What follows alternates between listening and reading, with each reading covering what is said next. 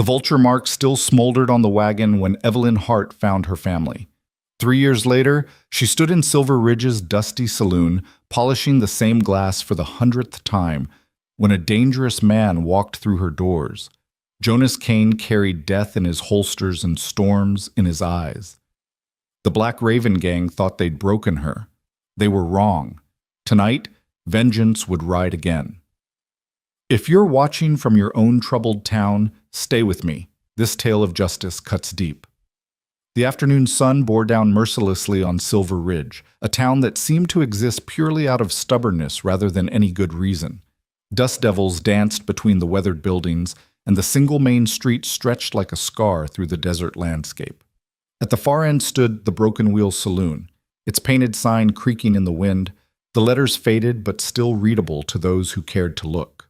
Inside, Evelyn Hart moved with practiced efficiency behind the bar, her movements automatic after 3 years of the same routine.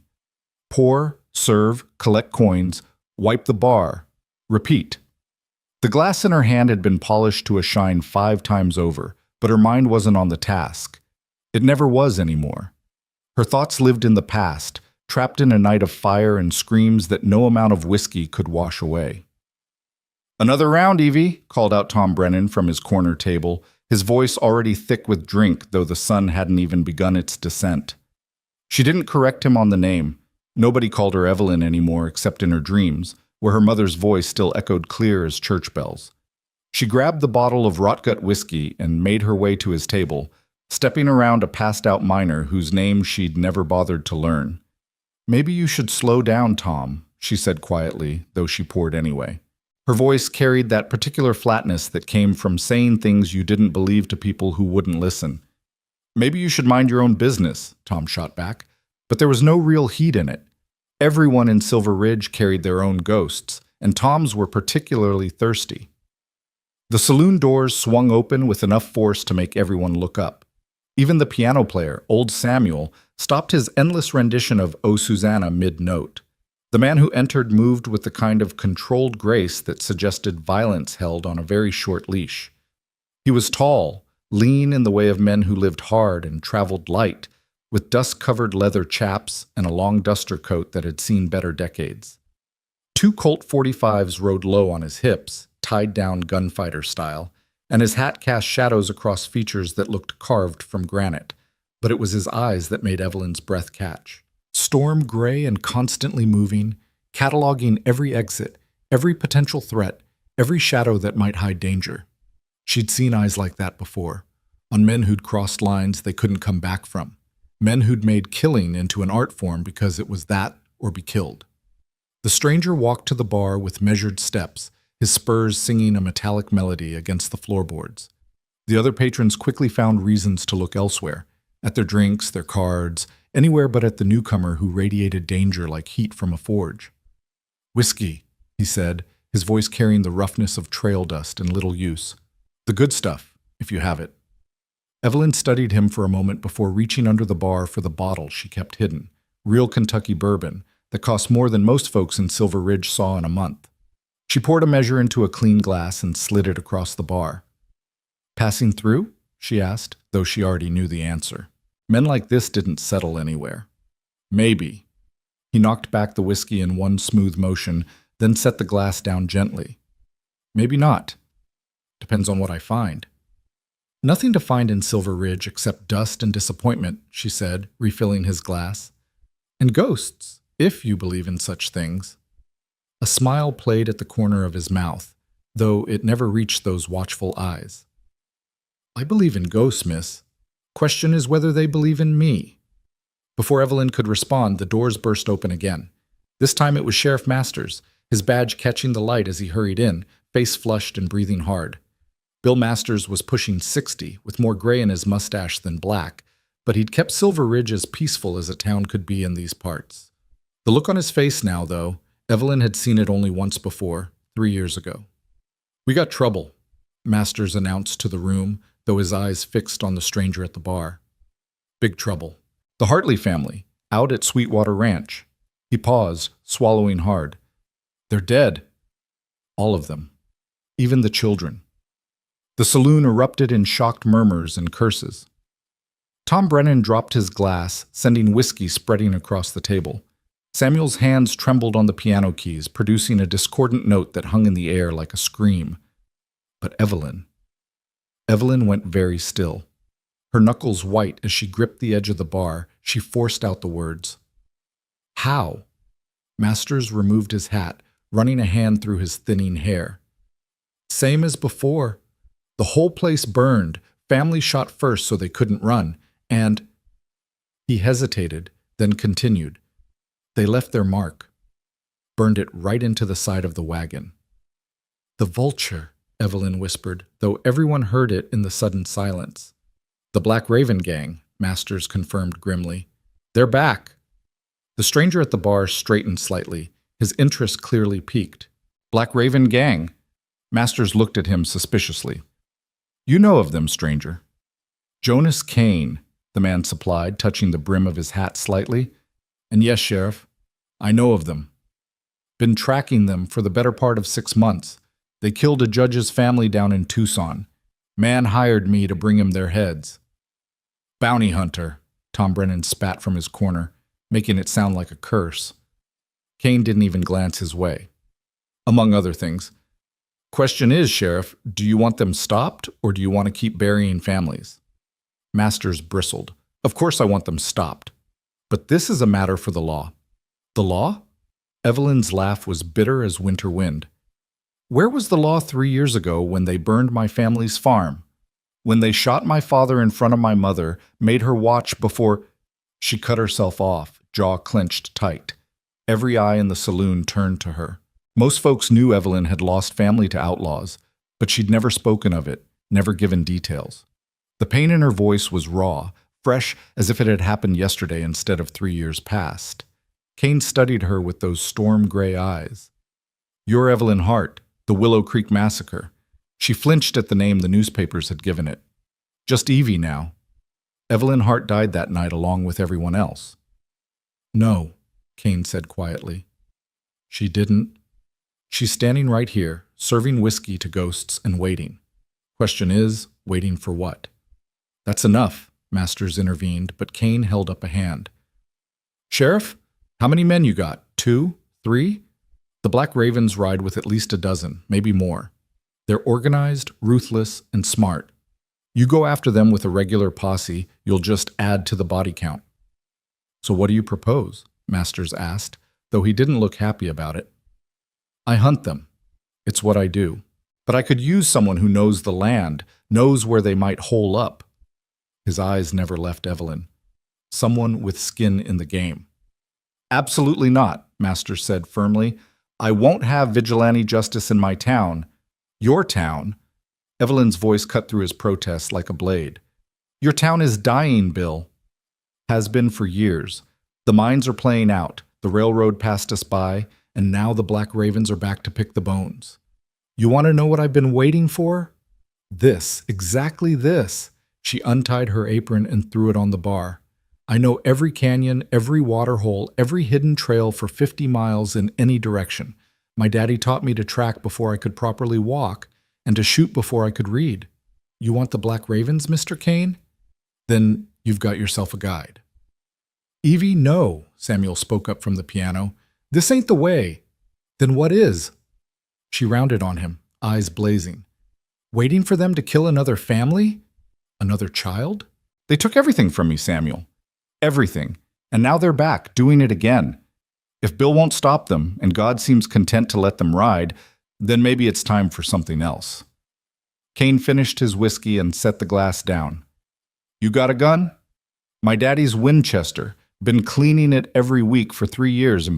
Can you use it? Put 3 shots through a playing card at 50 yards last Sunday, out behind the church where I thought no one was watching. A ghost of a smile crossed Kane's face. Father Miguel mentioned something about that when I watered my horse earlier. Said you had uncommon focus for target practice after service. Masters tried one more time. This is a mistake. Both of you. The Black Ravens. They don't just kill. They make examples. What they did to the Hartley family was exactly what they did to mine, Evelyn finished. I know what they're capable of, Bill. I live with it every single day. Every night when I close my eyes, I see it. Smell the smoke, hear the screams. She paused, steadying herself. But I'm done being scared. Done hiding behind this bar, pretending that serving drinks to broken men is any kind of life. When do we leave, Shay? She asked Kane. First light, he replied.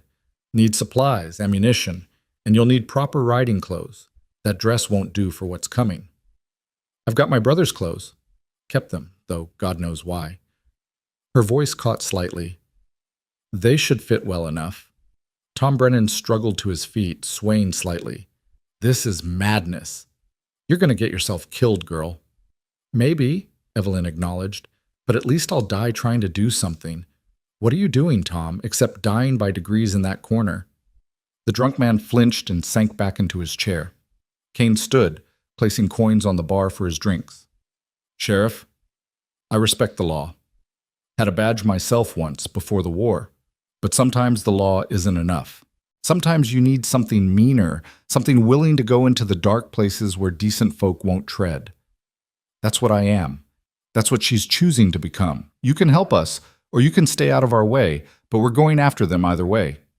Masters looked between them, his face showing the weight of his years and responsibilities. I can't officially sanction this. You understand that? I do, Kane nodded. But, Masters continued heavily, I can tell you that old Sam Hartley mentioned seeing riders near Devil's Canyon last week. Said they had a camp up in the rocks, though he didn't get close enough to confirm. Might be nothing. Might be something. Devil's Canyon, Evelyn breathed. That's where they were before.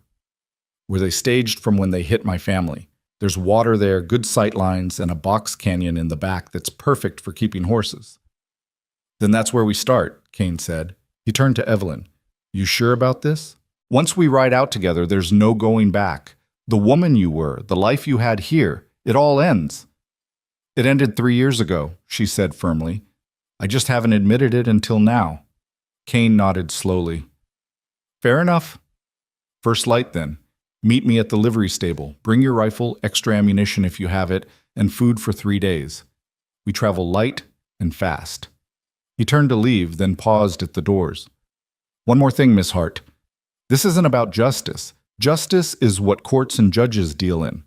This is about something older, something darker. This is about vengeance. You need to be clear on that before we ride. I've been clear on that for 3 years, Mr. Kane, she replied steadily. The only question was whether I'd get the chance. He touched his hat brim again and walked out into the dying light of day, leaving the saloon in stunned silence. Evelyn looked around at the faces she'd served for 3 years, miners, drunks, drifters, all of them wounded in their own ways, all of them hiding from something. She'd thought she was different, stronger somehow, for continuing to function, for getting up each day and going through the motions. But Kane was right. She'd been waiting, and now the wait was over. Samuel, she called to the piano player. Play something. Anything but Oh, Susanna. The old man's fingers found the keys, and a melancholy tune filled the air. Lorena, a song of love and loss from the war. Evelyn walked to the window and looked out at the street, where Kane was leading his horse toward the livery. A dust devil swirled between them, carrying the debris of Silver Ridge's slow decay. Behind her, she heard Masters talking quietly to some of the men, probably organizing his own posse despite what he'd said. He was a good man, would do things by the book as much as he could. But Evelyn knew, with a certainty that sat cold in her stomach, that the book wouldn't be enough. Not for the Black Ravens, not for the men who'd taught her what real darkness looked like. She went upstairs to the small room she rented above the saloon, each step feeling like a goodbye. The room wasn't much: a bed, a washstand, a trunk of clothes, and there, in the corner, wrapped in oilcloth, her father's Winchester. She unwrapped it slowly, running her hands along the smooth wood stock, the cold metal barrel. Her father had taught her to shoot with this very rifle, out on the prairie where the world seemed to go on forever. Always aim true, Evie, he'd said. A gun's just a tool, but in the right hands, it can be the difference between living and dying. Respect it, but don't fear it. She'd respected it for 3 years. Now it was time to use it. From the trunk, she pulled out her brother's clothes. sturdy pants, a work shirt, a leather vest that had seen better days. Tommy had been 17 when he died, trying to protect their mother. He'd managed to shoot one of the raiders before they cut him down. Evelyn had hidden in the root cellar, following her father's last desperate command, listening to everything, seeing nothing until the smoke drove her out. She dressed slowly, each piece of clothing feeling like armor, like she was putting on someone else's skin. When she looked in the cracked mirror, she barely recognized herself. The woman looking back had harder eyes, a firmer set to her jaw. This wasn't Evie the saloon girl. This was someone else. Someone her family's killers had created that night 3 years ago. A knock at her door interrupted her thoughts. "Come in." It was Sheriff Masters, looking every one of his 60 years. "Evie, I need to talk to you. If you're here to try and stop me, I'm not." He sat heavily on the single chair in the room. "I'm here to tell you something I should have told you 3 years ago. About the Black Ravens?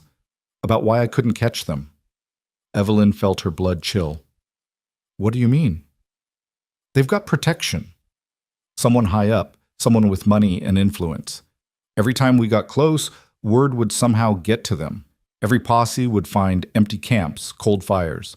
I've had my suspicions, but no proof." "Who?" The word came out sharp as a blade. "I don't know for certain. But there's been talk about the railroad company buying up land cheap from families who've been burned out, scared off. The Hartley place sits right on the proposed new line route. As did my family's farm," Evelyn said slowly, pieces clicking together in her mind.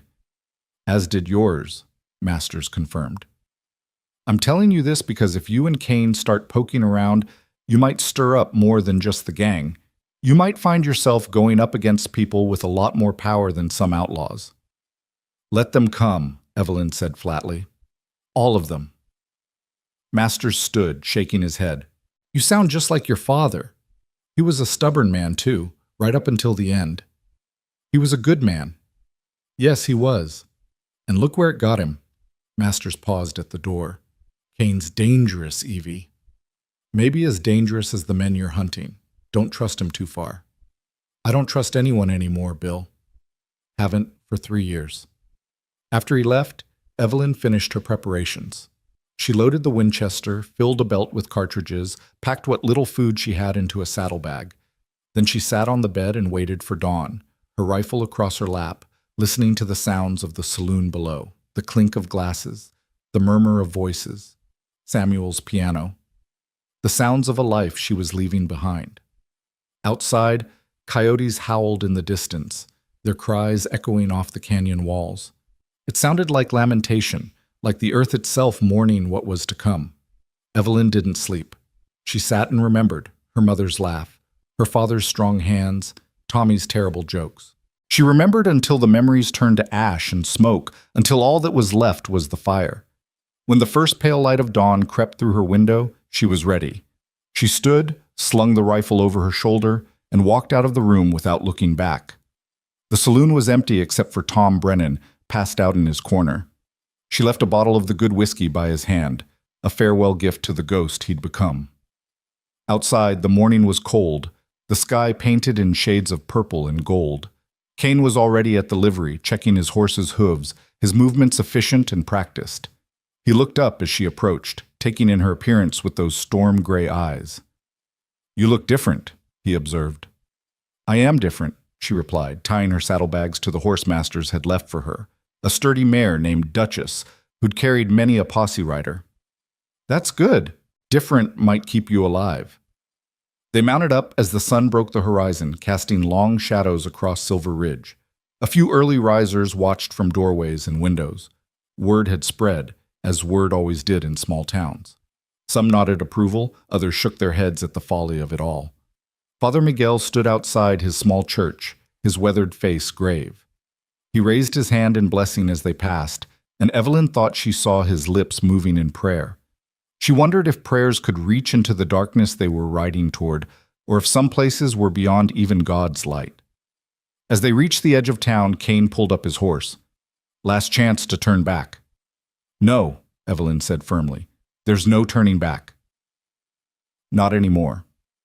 They rode out into the desert, two figures against the vast expanse of sand and stone, chasing ghosts and vengeance under the rising sun. Behind them, Silver Ridge grew smaller, until it was just a smudge on the horizon, then nothing at all. The hunt had begun. The desert stretched endlessly before them, a canvas of ochre and rust painted with sage and scattered rocks. Kane set a steady pace, not pushing the horses, but not dawdling either. He rode with an economy of movement that spoke of countless miles in the saddle, his eyes constantly scanning the horizon. "Tell me about that night," he said after they'd been riding for an hour. "All of it." Evelyn's hands tightened on the reins. "Why?" "Because details matter. The way they operated, how many there were, how they moved, it all tells me something about how to find them." So she told him, her voice steady despite the pain of the memory. She told him about the riders appearing at dusk, about her father trying to negotiate, offering them food and water, about how they'd laughed and shot him anyway, about Tommy rushing out with the old shotgun, managing to wound one before they cut him down, about her mother's screams cut short, about the fire that followed consuming everything while she cowered in the root cellar, pressing her hands over her ears but unable to block out the sounds. "How many?" Kane asked when she finished. 7, maybe 8. It was hard to tell in the smoke and chaos.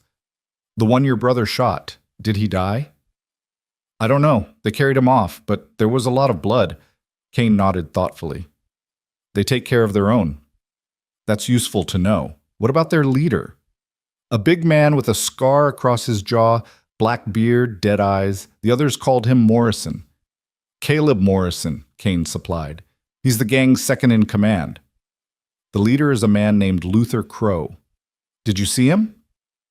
"No, just Morrison and the others. Crow probably stayed back. He usually does for the smaller raids, lets Morrison handle the dirty work." Kane pulled out a canteen, took a swig, and offered it to her. "You did right hiding. Nothing you could have done would have changed the outcome, except to add your body to the count." "Sometimes I wish it had," Evelyn admitted quietly. "No," Kane said sharply. "Death is easy. It's the living that takes courage, and the hunting, that takes something else entirely."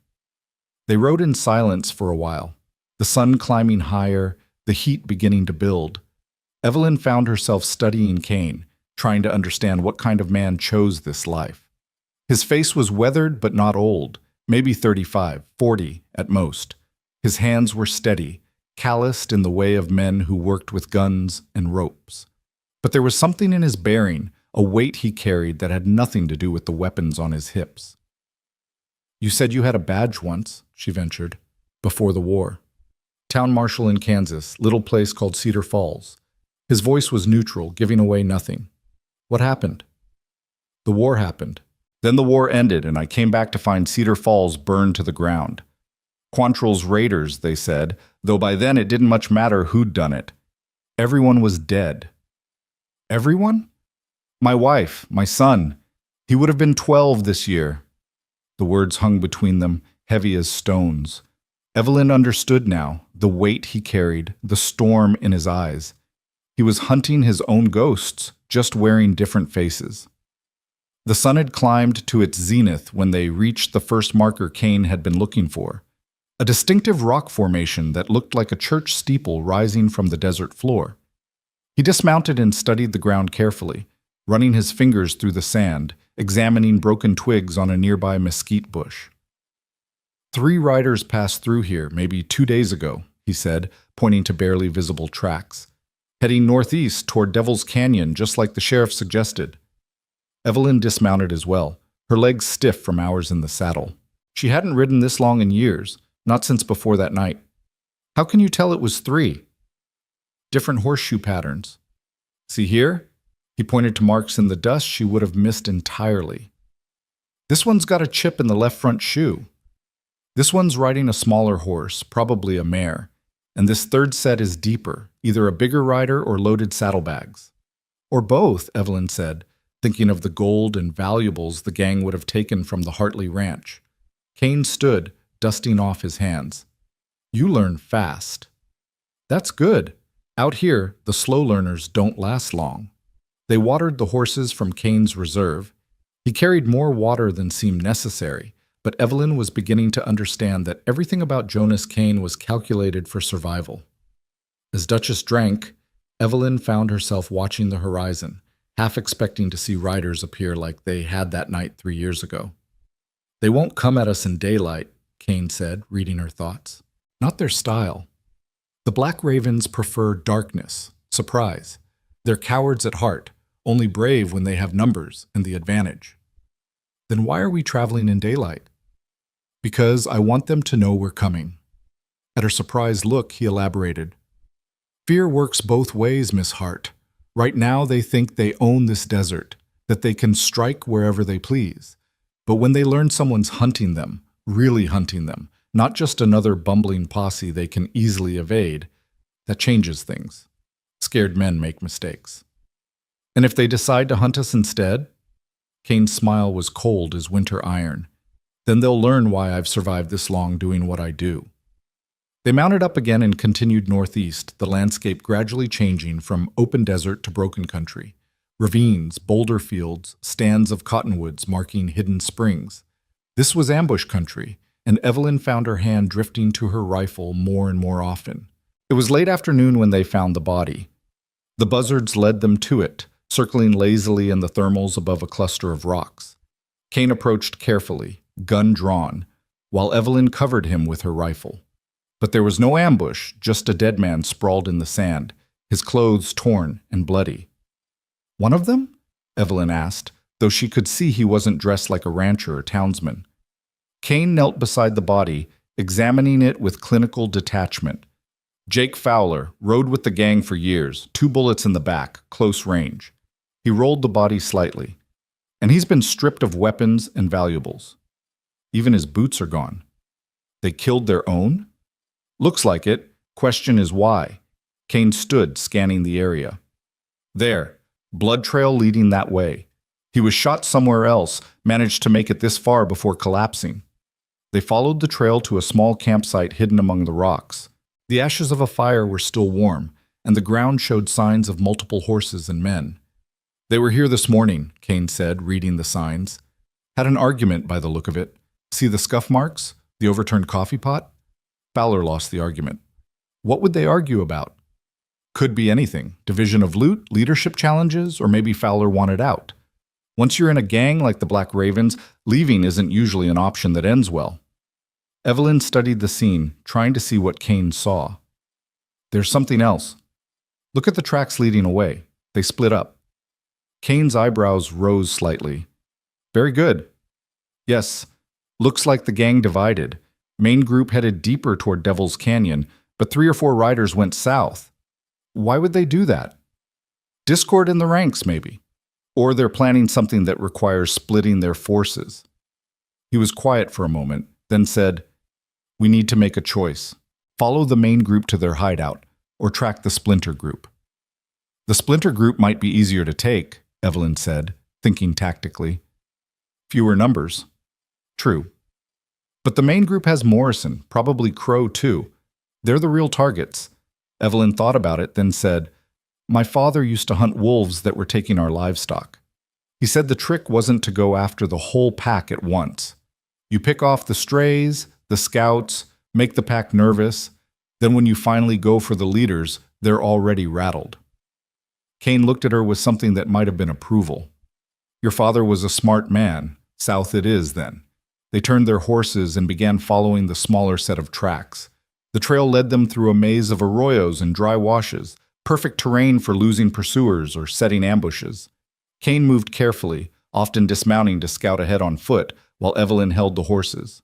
As the sun began to sink toward the western mountains, painting the rocks in shades of gold and crimson, they heard voices ahead. Kane immediately gestured for silence, and they tied the horses to a scrub oak before creeping forward on foot. In a hollow below them, 4 men sat around a small fire. Evelyn recognized the type immediately. Hard cases, killers, the kind of men who'd sell their own mothers for drinking money. They were passing a bottle around, their voices carrying clearly in the still evening air. "I still say we should have stuck with Morrison," one was saying, a thin man with a pockmarked face. "This splitting up feels wrong." "Morrison's lost his nerve," another replied. "This one bigger, with a belly that hung over his gun belt.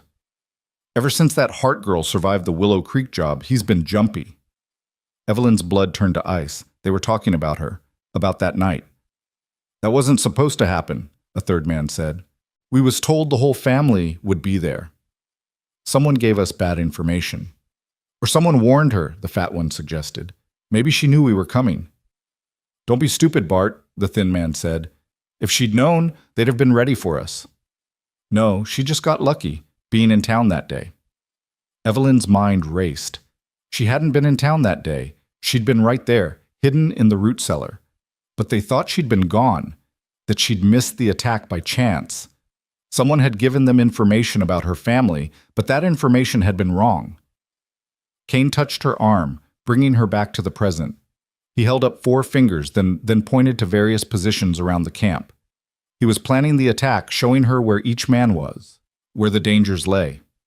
Then he pointed to her, to a position on the left that would give her a clear shot at 2 of them, while he gestured that he'd take the right. She nodded, understanding. This was it, her first real fight, not just target practice behind the church. These men had been there that night. They'd helped murder her family. Her hands were steady as she moved into position, her father's rifle familiar and comforting in her grip. Kane gave her a moment to get ready, then stepped out from cover, his guns already drawn. Evening, gentlemen. The 4 men scrambled for their weapons, but Kane was already firing. His first shot took the thin man in the chest, spinning him into the fire. His second caught another man in the shoulder, dropping him. Evelyn squeezed her trigger, the rifle bucking against her shoulder. The fat man, Bart, jerked and fell. She worked the lever, aimed, fired again. The 4th man was trying to run, but her shot caught him in the leg, sending him sprawling. In seconds, it was over. 2 dead, 2 wounded, and groaning. Kane walked into the camp, keeping his guns trained on the survivors. Well, he said conversationally, looks like we need to have a talk. The man Evelyn had shot in the leg was trying to crawl away. She stepped on his wounded leg, making him scream. You were there, she said, her voice cold as winter wind. At Willow Creek. You were there when my family died. The man's eyes widened in terror as he looked up at her. You're the Hart girl, but you weren't. You thought wrong. She pressed harder, and he screamed again. Tell me about Morrison. Tell me about who gave you the information about my family. I don't know, he gasped. Morrison handled all that. We just did what we were told. Kane had tied up the other wounded man and now stood beside her. He's probably telling the truth. Foot soldiers rarely know the whole picture, but he knows where Morrison is, don't you, friend? The wounded man nodded frantically. Devil's Canyon, the old Apache ruins. There's a hideout there, been using it for years. Morrison's there with Crow and maybe 8 others. And the people paying you? Evelyn demanded. The ones who wanted our land. The man's face went even paler. I don't know nothing about that, I swear. Morrison and Crow handle the money side. We just do the killing. Just the killing, Evelyn repeated flatly. She looked at Kane. What do we do with them? Kane's expression was unreadable. That's your choice. They're wounded, can't hurt anyone now. We could tie them up, leave them for the sheriff to find. Or ... He let the alternative hang unspoken. Evelyn looked down at the man who'd helped destroy her life, who'd participated in the murder of her family and the Hartleys and God knew how many others. The rifle in her hand seemed to grow heavier. Please, the man whimpered. I got family too, kids. So did the people you killed, she said quietly. She thought of Tommy trying to protect their mother, of her father attempting to negotiate with monsters, of all the families torn apart by these men's greed and violence. She raised the rifle. Evelyn, Kane said quietly, once you cross this line, there's no going back. Killing in a fight is one thing. This is something else. She met his storm gray eyes. You said this was about vengeance, not justice. I did. But you need to be sure. The weight of it, it changes you. Evelyn thought about the 3 years she'd spent serving whiskey to broken men, polishing glasses while her soul withered inside her. She thought about the nightmares that never stopped, the smell of smoke that haunted her even on clear days. She was already changed, already broken. The only question was whether she'd die that way or become something else. She lowered the rifle. Tie them up, but tight. I want them to suffer while they wait. She looked at the wounded men with cold eyes. And if you somehow get free, know that I'll be coming back for you. All of you. Cain nodded and set about securing the prisoners with rope from their own horses. While he worked, Evelyn searched the camp. She found saddlebags stuffed with money and jewelry, loot from the Hartley Ranch and others. There were also papers, including what looked like a map with several ranches marked. Cain, look at this. He studied the map, his expression darkening. They're marking targets. Look, the Hartley place, your family's farm, and 3 others all along the proposed railroad route. So it's true. Someone's using them to clear the land. More than that. Look at this notation. Payment on completion, usual drop. They're getting paid for each family they drive off or kill. Evelyn felt sick. Her family hadn't just been random victims. They'd been obstacles to be removed, their lives valued in dollars and cents by someone who'd never even met them. The usual drop, Cain mused. That means a regular location for payment. If we could find that... We could find who's behind this, Evelyn finished. But first, Morrison and Crow. Agreed. But now they'll know we're coming. These 4 were supposed to rejoin the main group.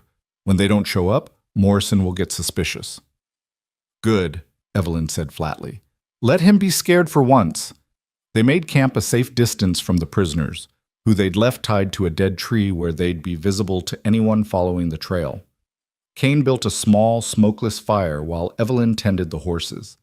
As darkness fell, the desert came alive with different sounds, coyotes, owls, the rustle of small creatures in the brush.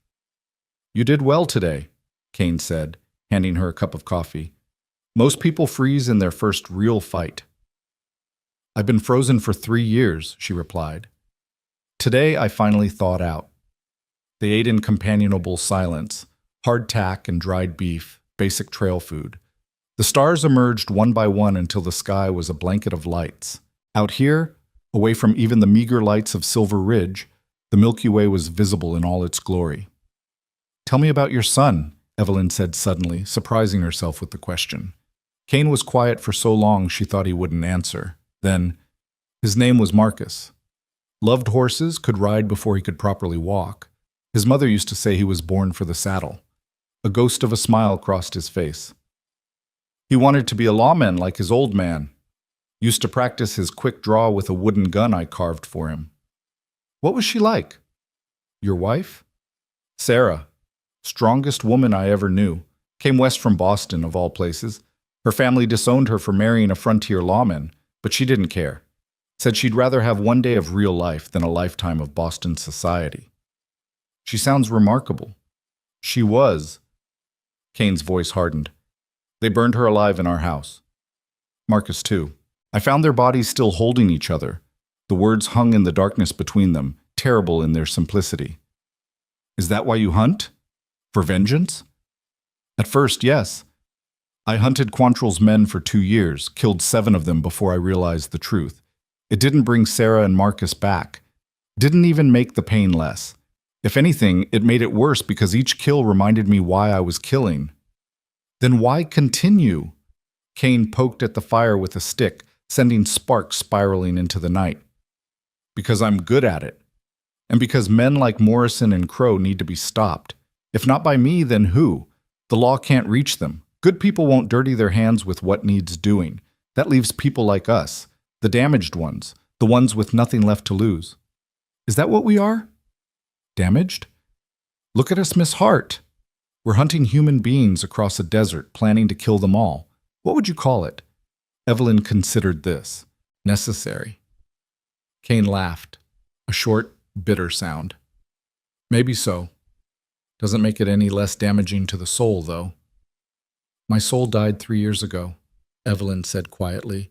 Now I'm just settling accounts.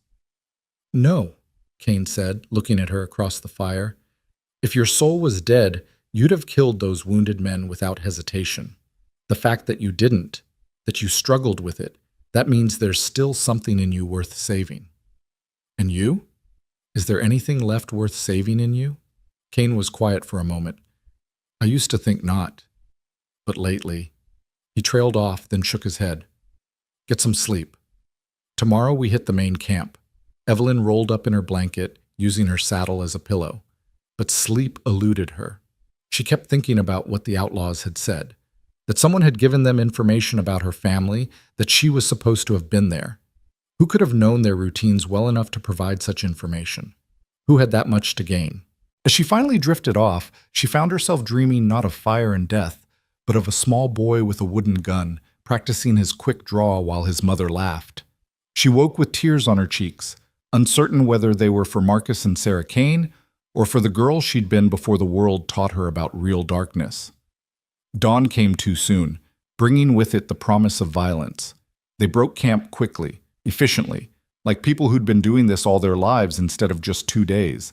The wounded outlaws were still tied to their tree, suffering but alive.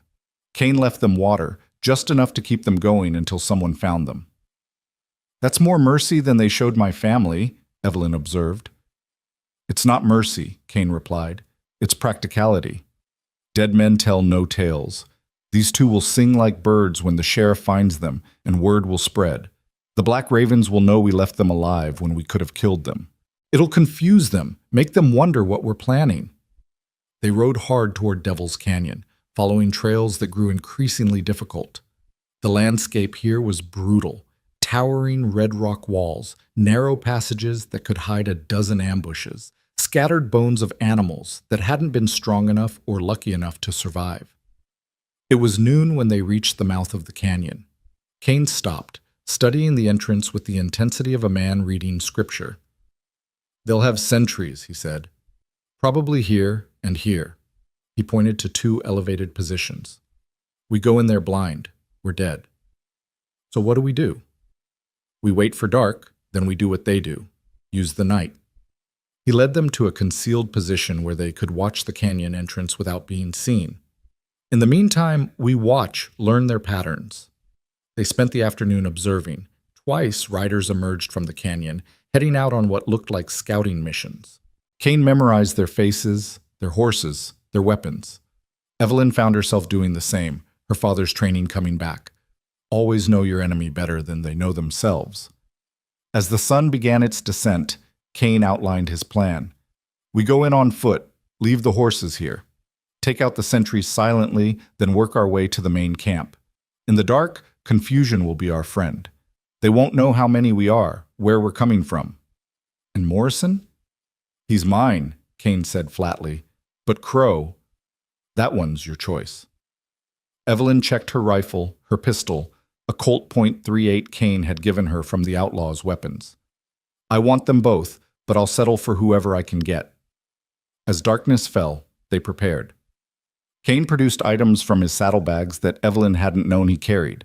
A short, wicked knife, dark cloth to wrap around their faces, even bootblack to darken their skin. Night fighting is different, he explained as he helped her prepare. It's about becoming shadow, about making the darkness your ally. When full dark arrived, they moved. Kane went first, moving with a silence that seemed impossible for a man his size. Evelyn followed, trying to match his stealth. They reached the first sentry position, a man sitting on a rock, rifle across his knees, fighting sleep. Kane gestured for her to stay put, then disappeared into the darkness. She heard nothing, saw only a brief movement, and then Kane was back, wiping his knife clean. The sentry was slumped over, looking like he'd dozed off. The second sentry was more alert, pacing back and forth on a ledge. This one would be harder. Kane studied the situation, then picked up a small stone. He threw it off to the side, making it clatter in the darkness. The sentry turned toward the sound, raising his rifle. Evelyn understood. As the sentry focused on the noise, she moved along the base of the ledge, finding handholds in the rock. She climbed silently, her heart pounding so loud she was sure he'd hear it, but he was still looking in the direction of Kane's thrown stone. She reached the ledge behind him. The knife Kane had given her was heavy in her hand. For a moment, she hesitated. This was different from shooting, more personal. Then she remembered her mother's screams, and the knife found its mark. The sentry dropped with barely a sound.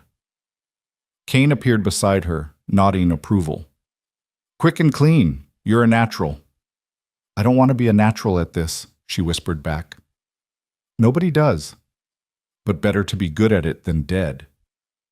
They moved deeper into the canyon, following the smell of smoke and the sound of voices. The Apache ruins Kane had mentioned became visible, ancient stone structures built into the canyon walls, providing perfect defensive positions. The Black Ravens had made it their fortress. The main camp was in a natural amphitheater, with fires burning and men moving about. Evelyn counted 10, maybe 12. Morrison was there, his scarred jaw visible in the firelight as he talked to another man, Luther Crow, she assumed, based on the deference the other showed him. Too many for a direct assault, Kane whispered. We need to even the odds. He pointed to the horse corral on one side of the camp. We scatter their mounts first, create chaos. Then we hit them from two sides in the confusion. They crept toward the corral. The horses sensed them, stirring nervously, but Kane had a way with animals. He moved among them calmly, cutting the rope that held the makeshift gate closed. Then he pulled out a small bottle from his pocket, poured its contents on a cloth, and waved it near the horses. The effect was immediate. The horses went wild, charging out of the corral and through the camp. Men shouted, diving out of the way. In the chaos, Kane opened fire from one position while Evelyn shot from another. Her first shot took a man reaching for his rifle. Her second caught another trying to organize resistance. The camp became a maelstrom of gunfire, shouting, and running horses. Through the smoke and confusion, she saw Morrison diving behind a wagon, returning fire. Kane was moving, shooting, never staying in one place long enough to be targeted. But there were still too many outlaws, and they were starting to organize. That's when things went wrong. A shot from above. They'd missed a sentry in the ruins. The bullet caught Kane in the shoulder, spinning him around. He went down hard, his guns flying from his hands. Morrison saw the opportunity and emerged from cover, advancing on Kane's position. Well, well, he called out. Jonas Kane, I heard you were coming for us. Guess your reputation was bigger than your skill. Evelyn had a clear shot at Morrison's back. She aimed, but before she could fire, someone grabbed her from behind. Luther Crow, moving quieter than a man his size should be able to. He knocked the rifle from her hands, his arm around her throat. Got us a wildcat here, Morrison, Crow called out. Pretty little thing, too. Morrison turned and his eyes widened in recognition. The Heart Girl. You're supposed to be dead. A lot of people supposed to be dead who aren't, Evelyn gasped against Crow's chokehold. Morrison laughed. True enough, but we can fix that tonight. Should have done it 3 years ago, but the boss said you weren't supposed to be there. Guess he was wrong about that. Who? Evelyn struggled against Crow's grip. Who's paying you? Like you'll live long enough for it to matter. Morrison raised his gun toward Kane, who was trying to crawl to his weapons despite his wounded shoulder. First him, then you, slowly. That's when Evelyn remembered the Colt 38 in her belt.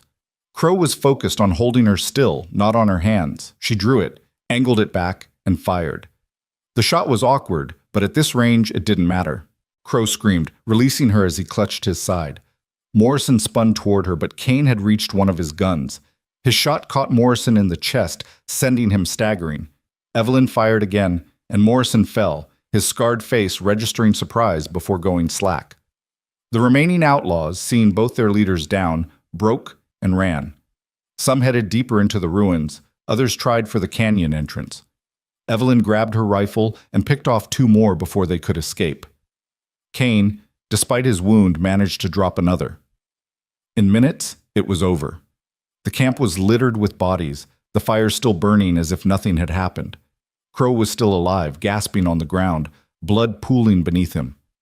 Evelyn stood over him, rifle pointed at his head. The name. Who's paying you? Crow coughed, blood speckling his lips. You think you've won? You've got no idea how deep this goes.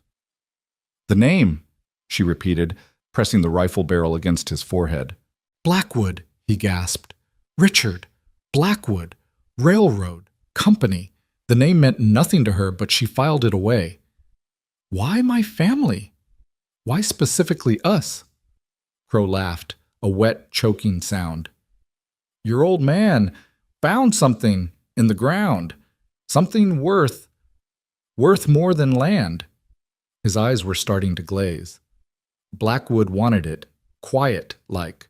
No official claims. What did he find? But Crow was past answering, his breath rattling to a stop. She stood there for a moment, processing this new information. Her father had found something valuable on their land. Gold? Silver? Something worth killing for, worth hiring an entire gang to terrorize families off their property. Evelyn, Kane's voice was tight with pain. She rushed to him, examining his shoulder. The bullet had gone through, which was good, but he was losing blood. We need to get you help, she said, tearing strips from her shirt to bind the wound. Not yet, he said through gritted teeth. Search the camp. There might be more information, evidence. They spent an hour going through the outlaw's belongings while Evelyn kept pressure on Kane's wound. They found more maps, ledgers showing payments, and most importantly, a letter with Richard Blackwood's signature authorizing payment for land acquisition services. This is it, Evelyn breathed. This proves he hired them. Proves he paid them, Kane corrected. Good lawyer might argue he didn't know what they were doing with the money. But it's a start. As dawn broke over Devil's Canyon, they loaded what evidence they could onto two of the outlaws' horses that hadn't fled far. Kane could barely sit his saddle, but he refused to be tied on like baggage. We need to get you to a doctor, Evelyn insisted. Silver Ridge first, he said. Need to report to Masters. Make this official. Then, he paused, swaying slightly. Then we go after Blackwood. We? You're in no condition. I'll heal. And this isn't finished. Men like Blackwood don't give up easy. He'll send more killers or try to bury this legally. Either way, you'll need help. They rode slowly out of the canyon, past the bodies of the sentries, past the scattered remains of the Black Ravens gang. The sun painted the rocks red as blood, fitting for what had happened here.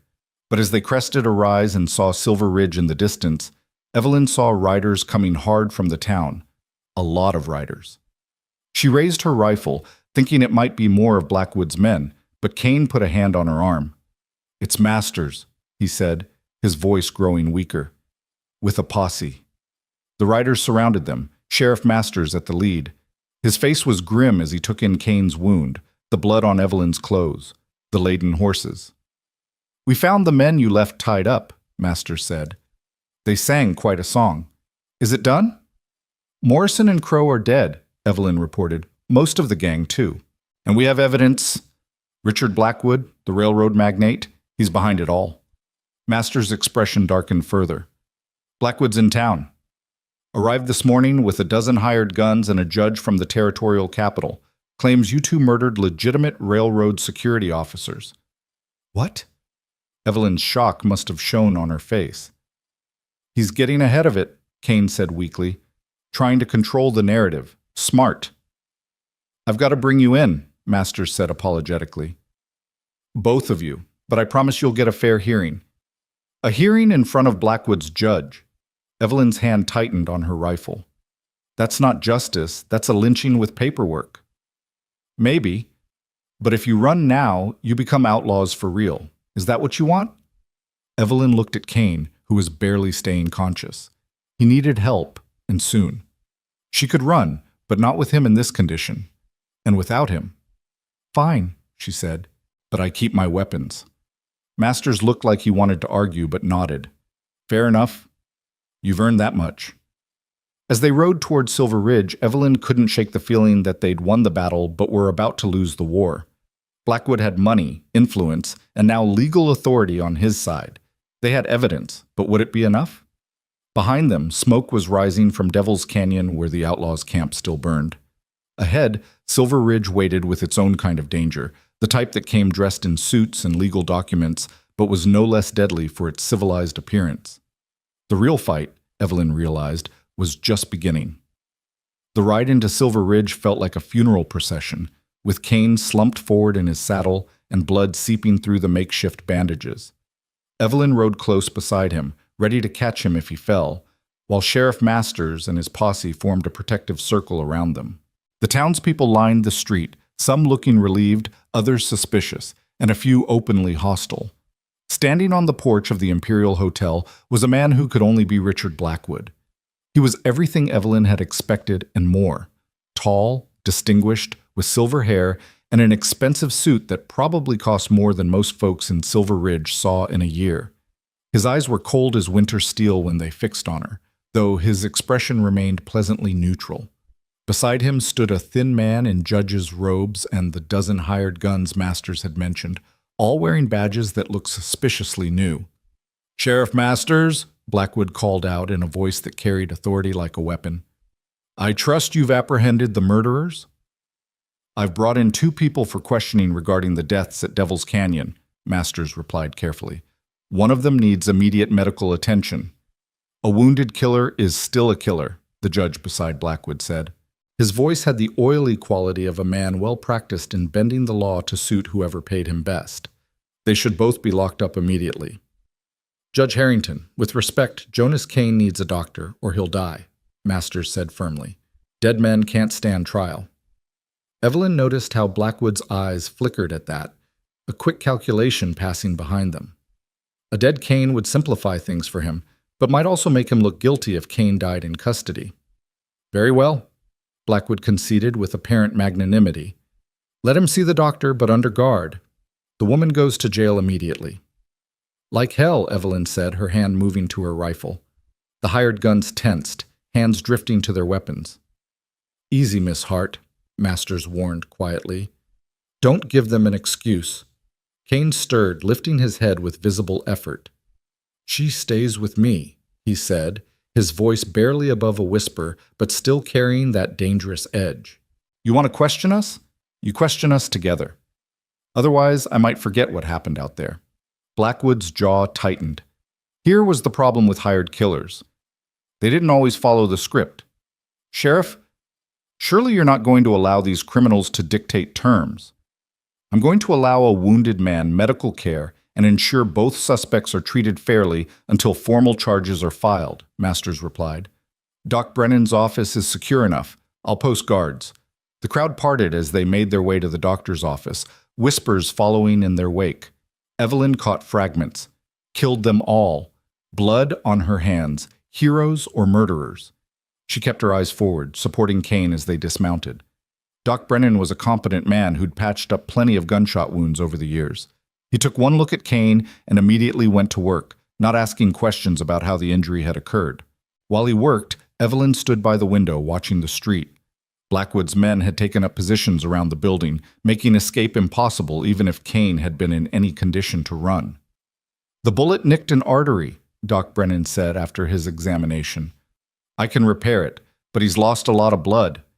He'll be weak for days, maybe weeks." "Do what you need to do," Masters said, then turned to Evelyn. "We need to talk about what happened out there." "Not without a lawyer," Kane managed to say before the doctor gave him laudanum for the pain. "The only lawyers in town work for the railroad," Masters said grimly, "but there might be another option. Father Miguel knows some law, studied it before he took the cloth. It's not ideal, but—" "Get him," Evelyn said immediately.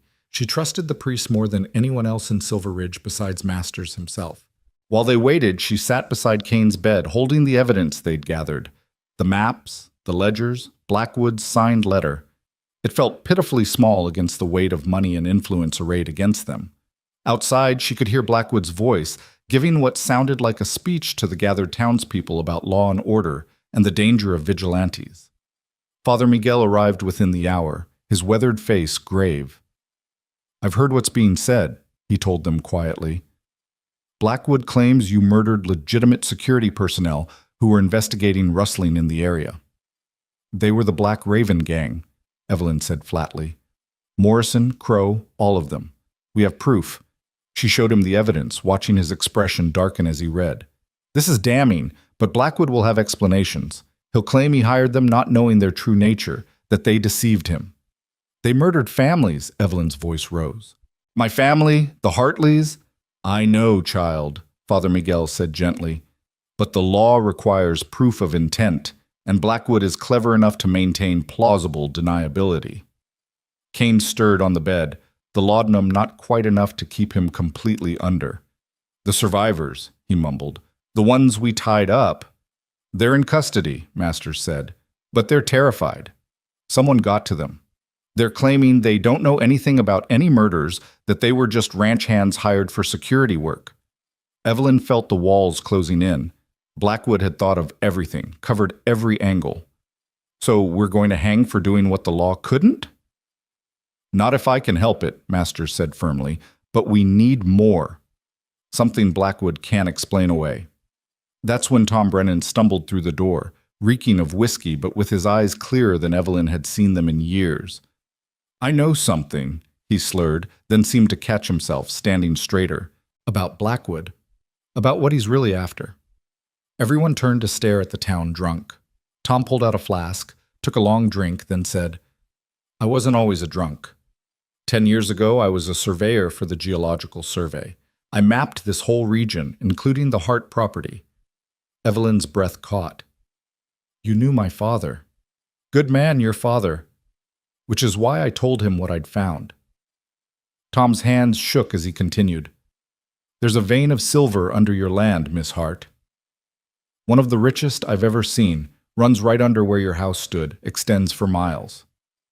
Silver? Father Miguel breathed. How much? Millions of dollars worth, maybe more.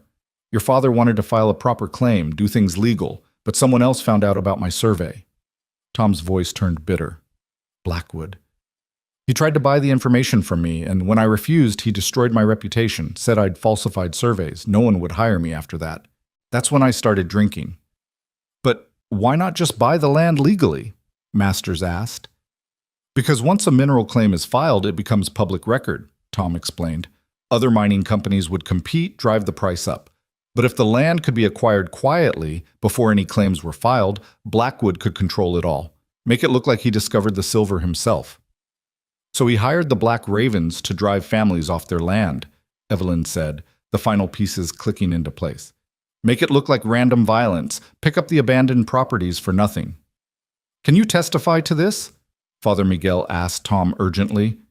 Tom laughed bitterly. The word of a known drunk against Richard Blackwood?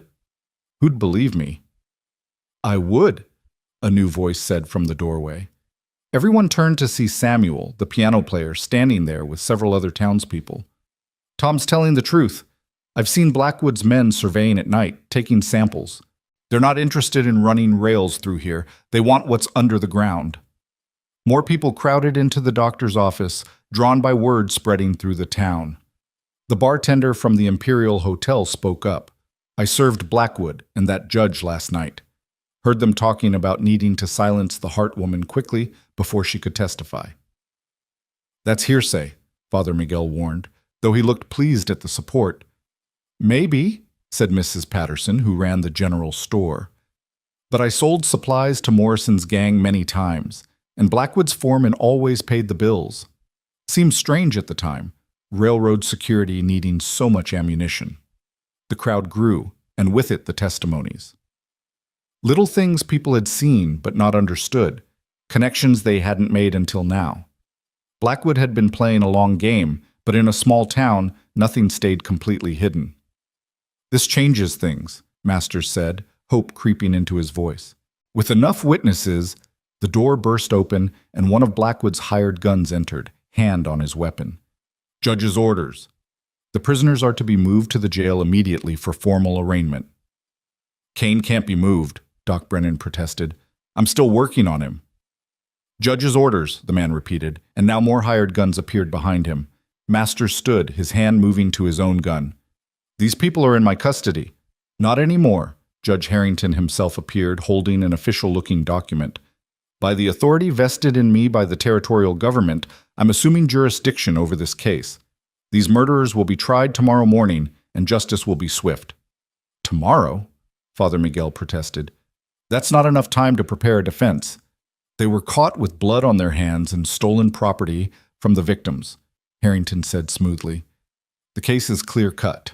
Sheriff, stand aside or be removed from office. The tension in the room was thick enough to cut. Masters looked ready to fight, and several townspeople were openly hostile to the hired guns. Evelyn could see it all going bad fast. A shootout here would give Blackwood exactly what he wanted, an excuse to declare martial law and take complete control. It's all right, Bill, she said quietly, standing up. We'll go. Kane managed to open his eyes. Evelyn, no. You need to finish getting patched up, she told him firmly. Doc, how much longer? Another hour at least, Brennan said. She looked at Harrington. 1 hour. Then we'll go peacefully. Unless you want to explain to the territorial governor why a wounded man died in your custody before trial. Harrington clearly wanted to refuse, but the crowd was growing restless, and even his hired guns looked uncomfortable with the idea of dragging a half-dead man from a doctor's table. 1 hour, he conceded. But the woman comes now. No, Masters said firmly. They stay together, or this whole town is going to have a problem with it. Behind him, the crowd murmured agreement, some men prominently adjusting their gun belts. Harrington retreated, but not before giving Evelyn a look that promised retribution. The hired guns withdrew to just outside, maintaining their perimeter. In the brief respite, Father Miguel leaned close to Evelyn. There might be another way. Territorial law allows for a change of venue if the defendant can prove they can't get a fair trial locally. We could demand the trial be moved to the capital, where Blackwood probably owns even more judges, Evelyn said bitterly. Perhaps. But it would buy time, and time is what we need. Kane needs to heal. We need to gather more evidence, get these witness testimonies properly documented. Tom Brennan spoke up again. There's something else. I kept copies of my original surveys, hidden them. If I could get them, they'd prove what's under the heartland. Where? Masters asked urgently. In an old mine shaft about 5 miles north. I figured no one would look there. Masters nodded to 2 of his deputies. Go. Fast. Bring back whatever you find. As the hour neared its end, Kane was finally stable, though still weak. Doc Brennan had done what he could, but Kane would need days of rest to properly recover. Instead, he was about to be thrown in a jail cell. Listen to me, Kane said to Evelyn as they prepared to move him. Blackwood's type always has a weakness. Usually it's arrogance. He thinks he's won, which means he'll make a mistake. And if he doesn't? Kane managed a weak smile. Then we make our own opportunity. I've been in worse spots. Evelyn doubted that but didn't argue. As they helped Kane to his feet, supported between her and Masters, she saw the crowd outside had grown even larger. Word had spread through Silver Ridge like wildfire. The showdown between their sheriff and the railroad money was coming to a head. The walk to the jail was surreal. Blackwood stood on the hotel porch, watching with satisfaction as his hired guns escorted them. But the townspeople lined the route, and their faces weren't friendly toward the railroad man. Some called out support to Evelyn and Kane, others just stared at Blackwood with open hostility. The jail was small, just 2 cells. They put Kane in one, Evelyn in the other. As the doors clanged shut, she felt a moment of panic. She'd traded one cage for another, first the saloon, now this. Don't look so pleased with yourself, Blackwood, Masters said as the railroad man came to gloat. This isn't over. Oh, but it is, Sheriff, Blackwood replied smoothly. Tomorrow these 2 will hang for murder, and then we can all get back to business. The railroad will bring prosperity to Silver Ridge. Those who cooperate will benefit greatly. And those who don't? Masters asked. Blackwood's smile was cold. Why would anyone not want progress? After he left, Masters stayed behind. I'll have men watching all night, he told them quietly. My men, not his. If anything happens, nothing's going to happen, Evelyn said with more confidence than she felt. He wants this legal. Wants to make an example of us. Night fell, and with it came visitors. Father Miguel returned with paper and pen, helping them write out their full testimony. Tom Brennan came, more sober than he'd been in years, to provide a detailed statement about the silver deposits. Even Samuel stopped by, bringing food and quiet encouragement. It was near midnight when the unexpected visitor arrived. Evelyn was dozing on the hard cell bunk when she heard voices. She looked up to see a woman in traveling clothes speaking urgently with Masters. She was young, perhaps 25, with dark hair and intelligent eyes. I demand to see the prisoners, she was saying. I have that right. Ma'am, I don't even know who you are, Masters protested. My name is Catherine Morrison, she said, and Evelyn's blood went cold. Caleb Morrison was my husband. Masters' hand went to his gun. If you're here for revenge, I'm here for justice, Catherine interrupted, but not the kind you think. She looked directly at Evelyn through the bars. My husband was a monster, Miss Hart. I know what he did to your family. I know what he did to many families, and I have proof. Evelyn stood, gripping the bars. What kind of proof? Catherine pulled out a leather journal. Caleb kept records. Names, dates, payments. He was paranoid that Blackwood would eventually betray him, so he documented everything, including correspondence that proves Blackwood specifically ordered the murders, not just the evictions. Why would you help us? Kane asked from his cell, voice still weak but alert. Because Caleb killed my brother, Catherine said simply. He was a homesteader who refused to sell to the railroad. I married Caleb before I knew what he was, and by then it was too late to leave safely. When I heard he was dead, I felt nothing but relief. Masters took the journal, flipping through it quickly. His eyes widened. This is it. This is what we needed. Direct orders from Blackwood, payments for specific murders. It won't matter if the judge doesn't allow it as evidence, Father Miguel warned. Then we make sure everyone knows about it before the trial, Catherine said. I've already sent copies to newspapers in the capital. They should arrive by tomorrow afternoon. You clever woman, Kane said with admiration. I learned from living with devils, Catherine replied. Mr. Blackwood won't be the only one controlling the narrative. The sound of gunfire erupted outside. Masters ran to the window, cursing. Blackwood's men are shooting at something, or someone. More gunfire, and then one of Masters' deputies burst in. Sheriff, Tom Brennan and the others made it back with the surveys, but Blackwood's men tried to stop them. It's turning into a battle out there. Masters looked torn between staying to guard the prisoners and going to help his men. Evelyn made the decision for him. Go. We're locked up tight. Your men need you. As Masters ran out, Catherine moved closer to Evelyn's cell. There's something else you should know. The silver vein. It's even richer than Tom said. Caleb had it properly surveyed in secret. We're talking about one of the largest deposits ever found in the territory. Worth killing for, Kane observed. Worth dying for, in Blackwood's mind, Catherine agreed. He's invested everything in this scheme. If it fails, he's ruined. The gunfire outside was getting closer. Through the barred window, Evelyn could see muzzle flashes, figures running through the streets. The whole town was erupting. They're fighting back, she breathed. The townspeople are actually fighting back. The jail door burst open, but instead of Masters or his deputies, it was 3 of Blackwood's hired guns. Their intent was clear in their eyes. Judge's orders, one said with a cruel smile. The prisoners tried to escape. We had no choice but to shoot them. There are witnesses here, Father Miguel protested, stepping forward. Not for long, the gunman replied, raising his weapon. Catherine moved faster than Evelyn would have expected. She pulled a derringer from her purse and shot the lead gunman in the chest. As he fell, Kane managed to grab the man's gun through the bars, despite his wounded shoulder. His shot took the second gunman, while Father Miguel, surprising everyone, produced an old Colt from under his robes and fired at the third. A priest with a gun? Evelyn said in shock. I wasn't always a priest, Father Miguel replied grimly, checking that the threats were down. Catherine took the keys from the dead gunman's belt and unlocked their cells. We need to go. Now, Blackwood will claim we murdered his men. We can't run, Evelyn protested. That makes us look guilty. You look guilty either way in Blackwood's court, Catherine pointed out, but alive and guilty beats dead and innocent. Kane was already moving, though he had to lean heavily on the cell door. She's right. We need to get to the capital, tell our story to authorities Blackwood doesn't own. Can you ride? Evelyn asked him.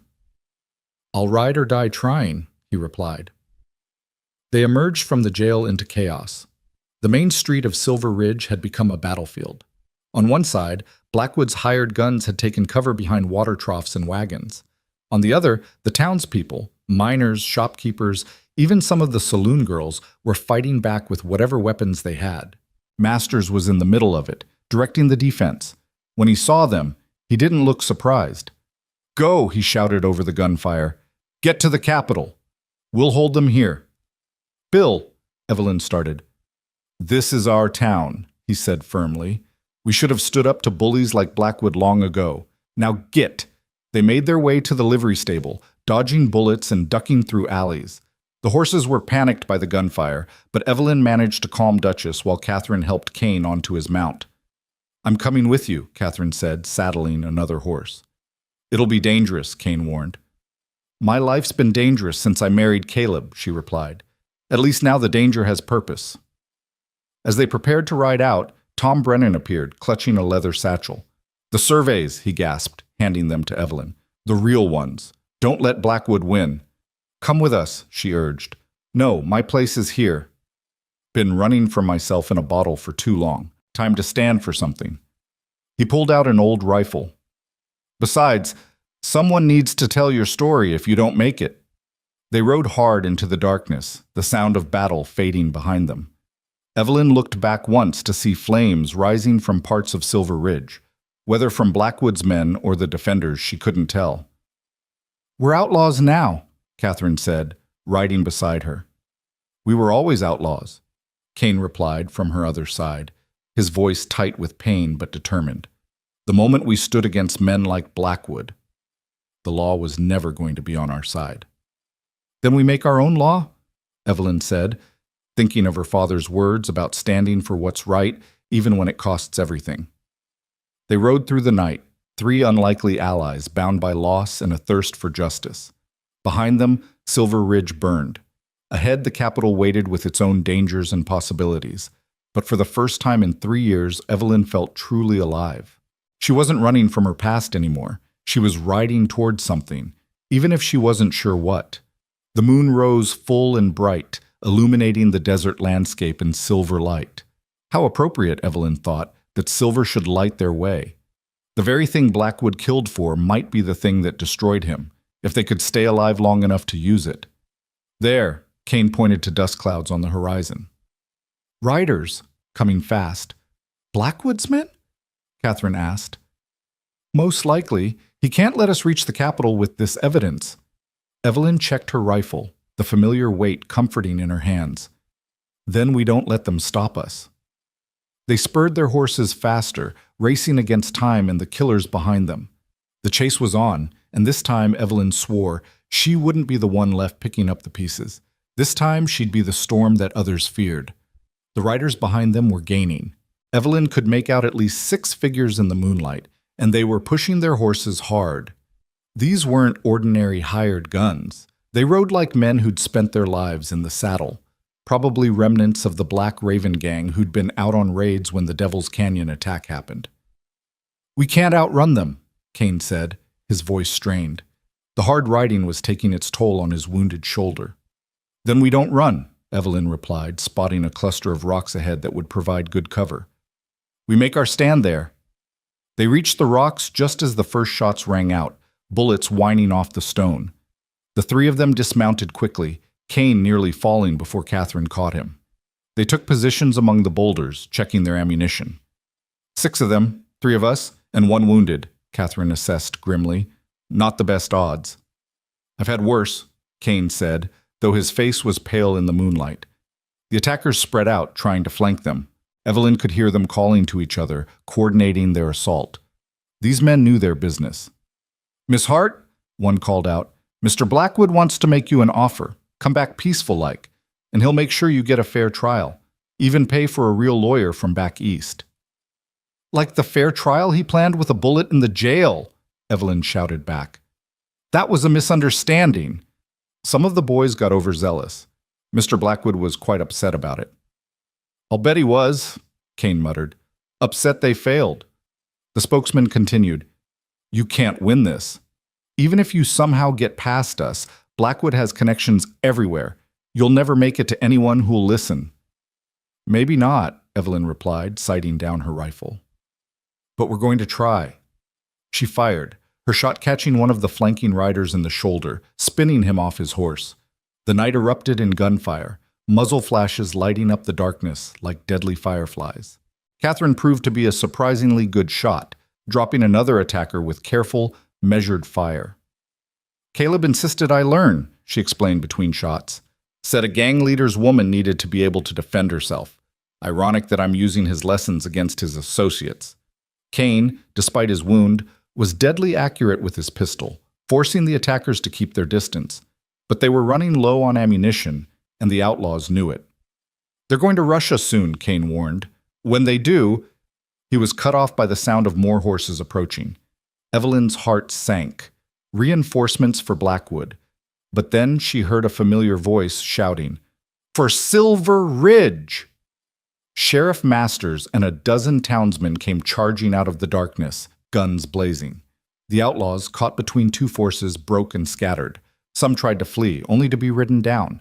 Others threw down their weapons and surrendered. In minutes, it was over. Masters rode up to their position, grinning despite a bloody gash on his forehead. "Didn't think we'd let you have all the fun, did you?" "The town?" Evelyn asked urgently. "Secure." Blackwood's hired guns either dead or locked up. Blackwood himself barricaded in the hotel with that corrupt judge, but they're not going anywhere. Masters' expression turned serious. "But this isn't over. He'll have more men coming, and the territorial government won't ignore what happened. We've got maybe 2 days before the army shows up." "Then we need to move fast," Catherine said, showing Masters the journal. "This needs to get to the newspapers, the real authorities, everyone who'll listen." Masters nodded. "I've sent riders to every town in 100 miles, spreading the word. But you three need to disappear for a while. Blackwood has a long reach and a longer memory." "No," Evelyn said firmly. "I'm done running. Done hiding. My family's land has silver under it. Then I'm filing a proper claim. Legal and binding." "That'll make you a target," Kane warned. "I've been a target for 3 years. At least now I know why." She looked at Masters. "Can you hold the town until we get back?" "Get back from where?" "The capital. We're going to file the claim, present the evidence to the territorial governor himself, and make sure everyone knows what Blackwood did." "That's near 300 miles, Masters pointed out. "Then we'd better get started," Evelyn replied. They redistributed supplies and ammunition from the defeated outlaws, then prepared to continue their journey. Masters assigned 4 of his best men to accompany them as far as the territorial border. As they were about to leave, Tom Brennan rode up, more sober and clear-eyed than anyone had seen him in a decade. "I'm coming with you," he announced. "You'll need someone who understands the legal aspects of mineral claims. Plus, my testimony about the original surveys will carry weight." "Can you stay sober that long?" Kane asked bluntly. Tom's jaw tightened. "I've been drunk for 10 years because I let Blackwood destroy me without fighting back. This is my chance for redemption. I won't waste it." The expanded group set off, riding hard through the remainder of the night. As dawn broke, they stopped to rest the horses and tend to Kane's wound. The damage from the fight had reopened some of Doc Brennan's work, and fresh blood stained his shirt. "You need proper medical attention," Catherine said, cleaning the wound as best she could. "I need to see this through," Kane replied stubbornly. "Dead heroes are just dead," Evelyn told him. "We need you alive." "Then keep me that way," he said, meeting her eyes. Something passed between them, an understanding deeper than words. They pushed on through the day, the landscape changing from desert to scrubland to the first hints of mountain country. At every water stop they expected to see pursuit, but the horizon remained clear. "Maybe Masters stopped them all," Catherine suggested hopefully. "Or Blackwood's planning something bigger," Kane countered. "Men like him don't give up easy." That night they made camp in a box canyon with only one entrance, posting guards in rotation. Around the campfire, Tom Brennan spread out his surveys, showing them the full extent of the silver deposits. "Your father was sitting on a fortune," he told Evelyn. "But he wanted to do things right, make sure the wealth benefited the whole region, not just himself." "That sounds like him," Evelyn said softly. "He always said prosperity should lift everyone, not just the few." "Noble sentiment," Catherine observed. "But nobility got him killed."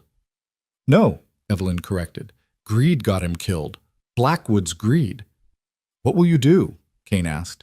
"If we succeed, if the claim is recognized, you'll be wealthy beyond imagining." Evelyn stared into the fire, thinking, "I'll rebuild. Not just my family's ranch, but help rebuild Silver Ridge. Make it what it could have been if men like Blackwood hadn't bled it dry. And you?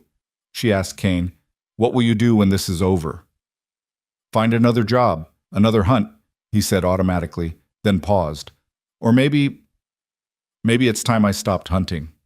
Been chasing ghosts so long, I've forgotten what it's like to chase something else. Like what? Catherine asked. Like a future, he said quietly, his eyes on Evelyn. The next morning brought trouble. One of Master's men, who'd been scouting ahead, came racing back. Soldiers, he reported, a full cavalry unit, maybe 30 men. Coming this way? Blackwood's reach, Bar? Kane wondered. Or legitimate army responding to reports of an uprising in Silver Ridge, Tom suggested. Either way, meeting them would likely end with their arrest. They had to avoid the cavalry, which meant leaving the main trail and cutting through much rougher terrain. The detour cost them time and exhausted both horses and riders. Kane was barely staying in the saddle, his face gray with pain and blood loss. They had to stop frequently, and each stop made Evelyn more anxious. On the third night, disaster nearly struck. They'd made camp in a grove of cottonwoods near a stream when Catherine, on watch, spotted lights approaching.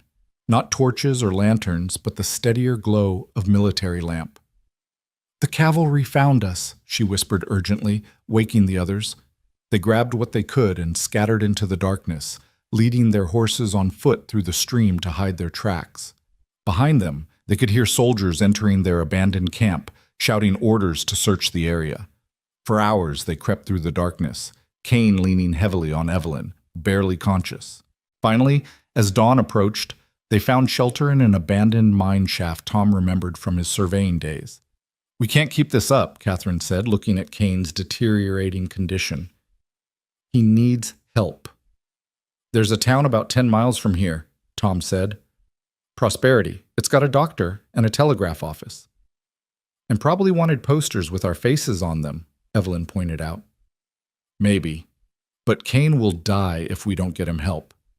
Evelyn made a decision. Tom, Catherine, take the evidence and ride for the capital. Get to the newspapers, the governor, anyone who will listen.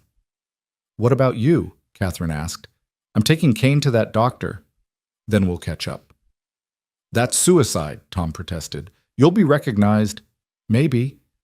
But I won't let him die for my vengeance. She looked at Kane, who was drifting in and out of consciousness. He's lost enough. We all have. They argued, but eventually agreed to her plan. Catherine took Morrison's journal and most of the other evidence, while Tom kept his surveys. They'd approach the capital from different directions, maximizing the chance that at least one of them would get through. As the others rode off, Evelyn fashioned a travois for Kane, who could no longer sit a horse. She covered him with blankets and set off for Prosperity, praying she wasn't leading them both to their deaths. The town was larger than Silver Ridge, with actual brick buildings and paved streets in the center. Evelyn pulled her hat low and affected a limp, hoping anyone watching would focus on that rather than her face. The doctor's office was on a side street, a small building with living quarters above. She knocked urgently, and an elderly man answered, taking in Kane's condition with a professional eye. Gunshot? He asked. Hunting accident, Evelyn lied. Please, he's dying. The doctor, who introduced himself as Dr. Holcomb, helped her get Kane inside. As he worked, he said conversationally, Funny thing about hunting accidents, they usually involve shotguns, not what looks like a .44 caliber bullet wound. Evelyn's hand drifted to her gun. Are you going to help him or not? Oh, I'll help him. I'm a doctor, not a judge. He continued working, his hands steady and skilled. Though I should mention there were soldiers through here yesterday looking for a man and woman matching your descriptions. Something about murders down in Silver Ridge. We didn't murder anyone, Evelyn said quietly. We killed outlaws who'd been terrorizing the territory for years. The Black Raven Gang? Dr. Holcomb looked up sharply. You're the ones who took them down? Yes. The doctor was quiet for a moment, then said, My nephew lived near Devil's Canyon. The gang killed him and his wife 2 years ago, made it look like Indians did it. If you truly stopped them, then you have my gratitude and my silence. He worked through the morning, cleaning and properly treating Kane's wound, stitching damaged tissue. administering medicines Evelyn didn't recognize. Finally, he stepped back. He'll live if infection doesn't set in.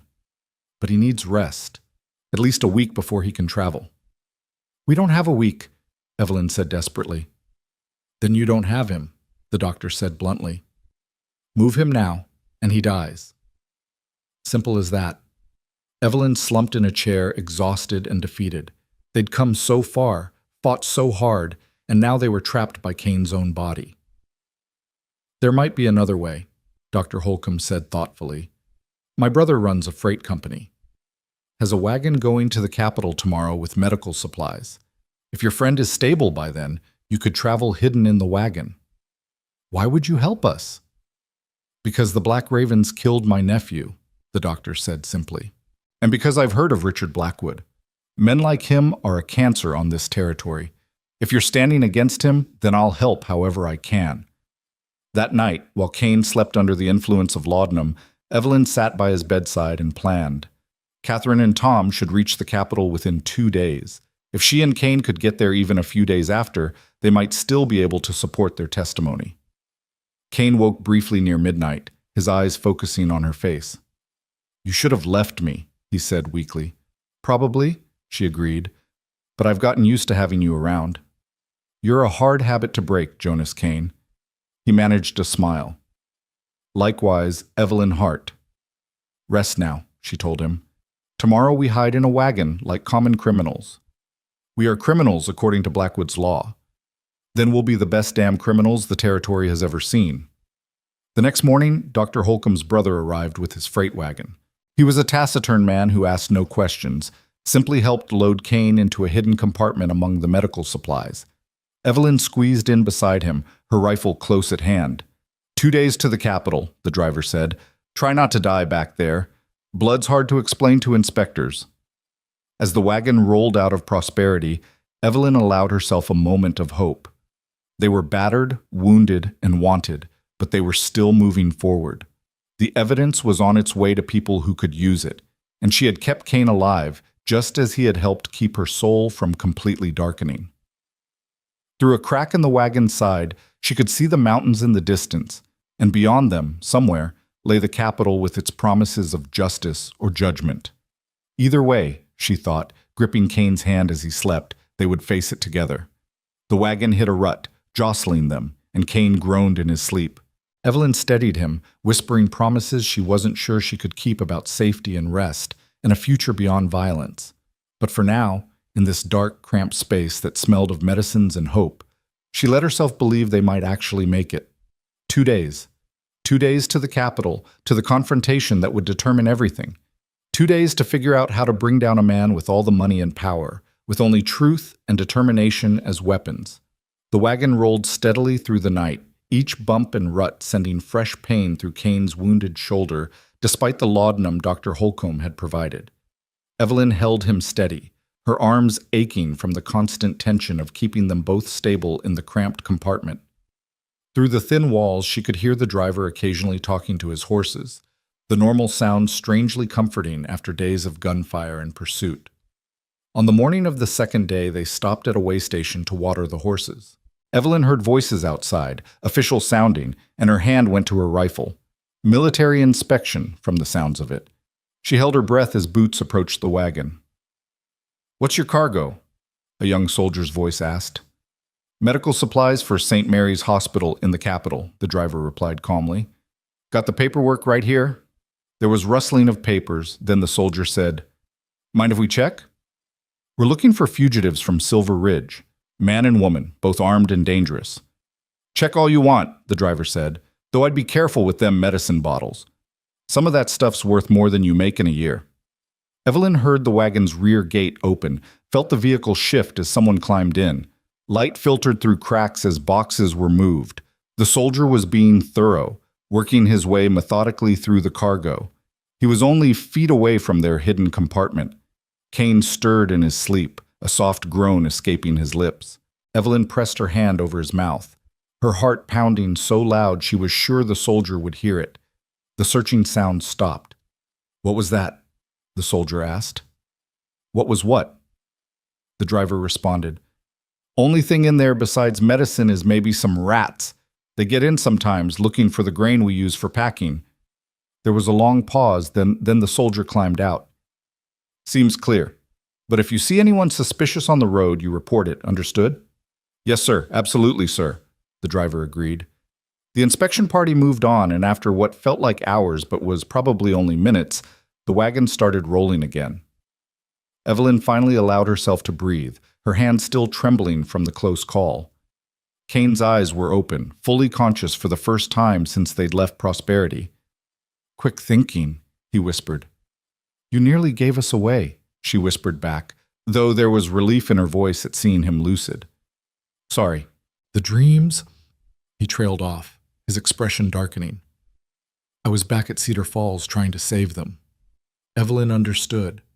Her own dreams were full of smoke and screams of arriving too late or being unable to move while horror unfolded. They're gone, she said gently. But we're here. We're alive. And we're going to make sure no one else suffers what we did.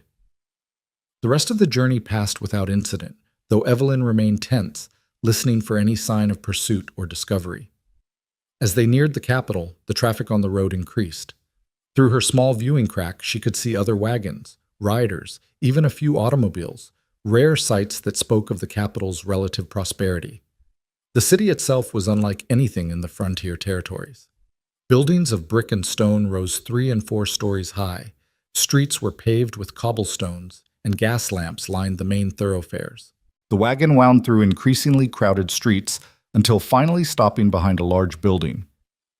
St. Mary's Hospital, the driver announced, opening their compartment. There's a back entrance here. Doc Holcomb sent word ahead. They're expecting you. A nun in a pristine white habit was waiting, her face kind but businesslike. Quickly, she said, helping them extract Kane from the wagon. We have a room prepared.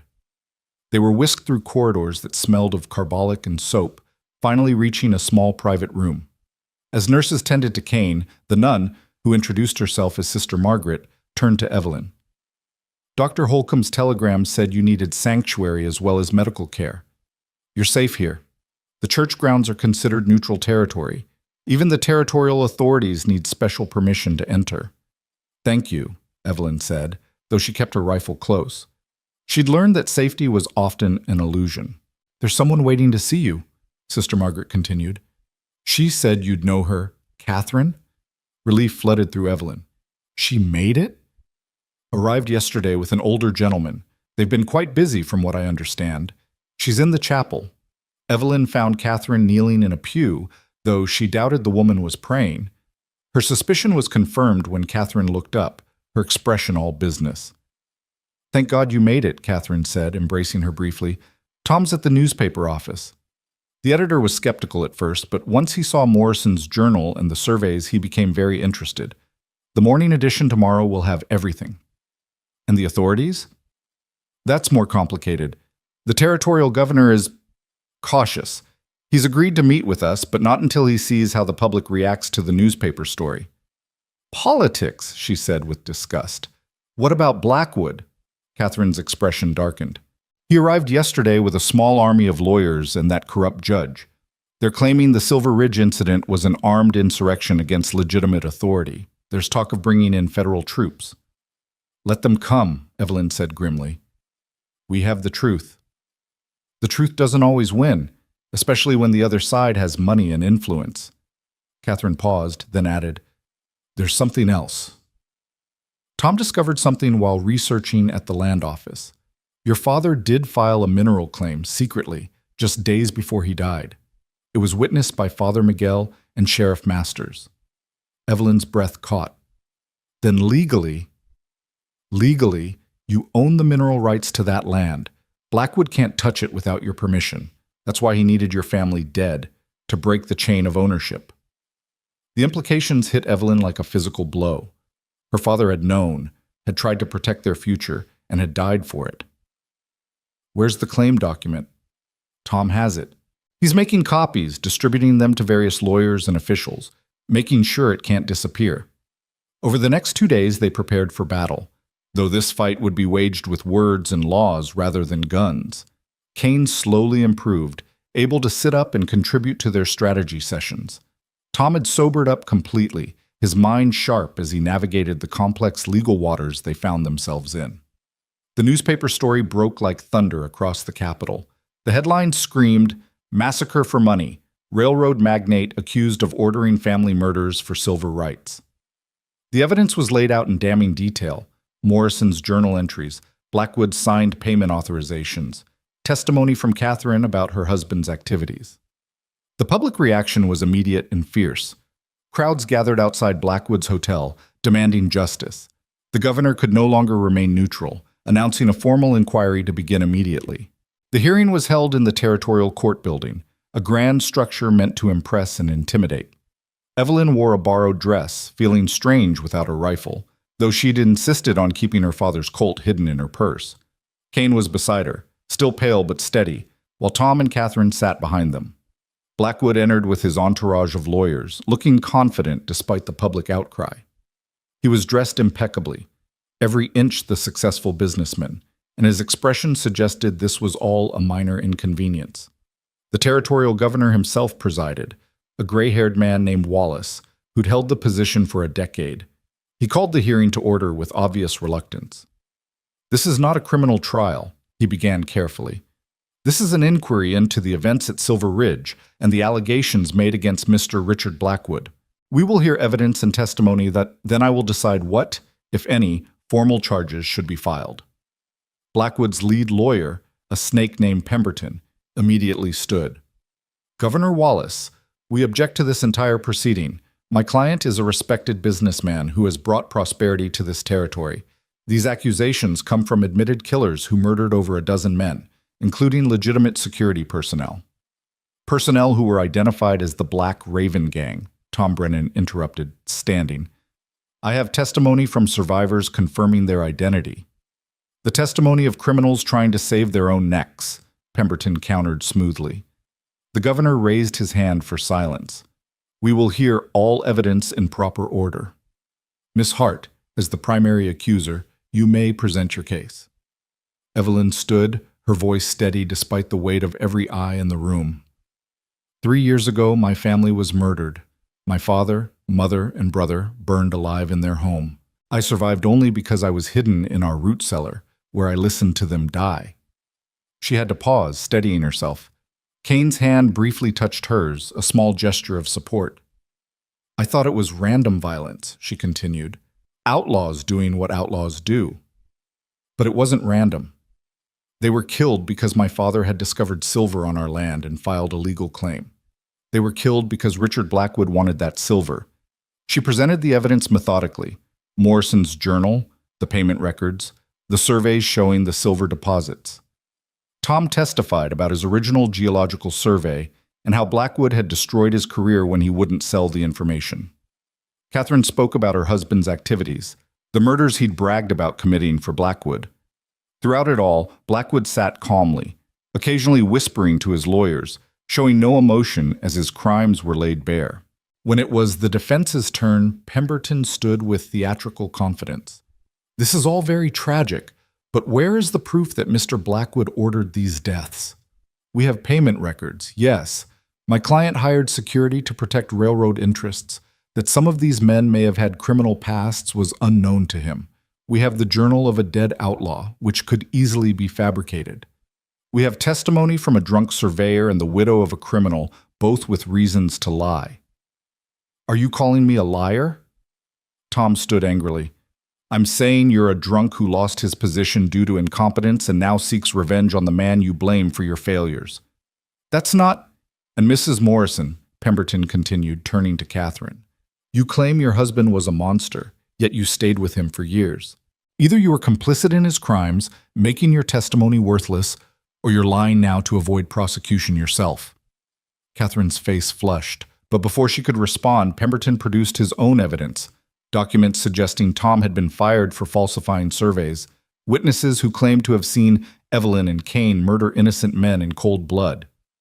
"The truth is," Pemberton concluded, "these people are the real criminals here. They took the law into their own hands, murdered men they claimed were outlaws without trial or evidence, and now seek to justify their crimes by smearing an honest businessman. The hearing was going badly. Evelyn could see it in the governor's expression, the way he avoided eye contact with them. Blackwood's money and influence were turning their truth into questionable testimony.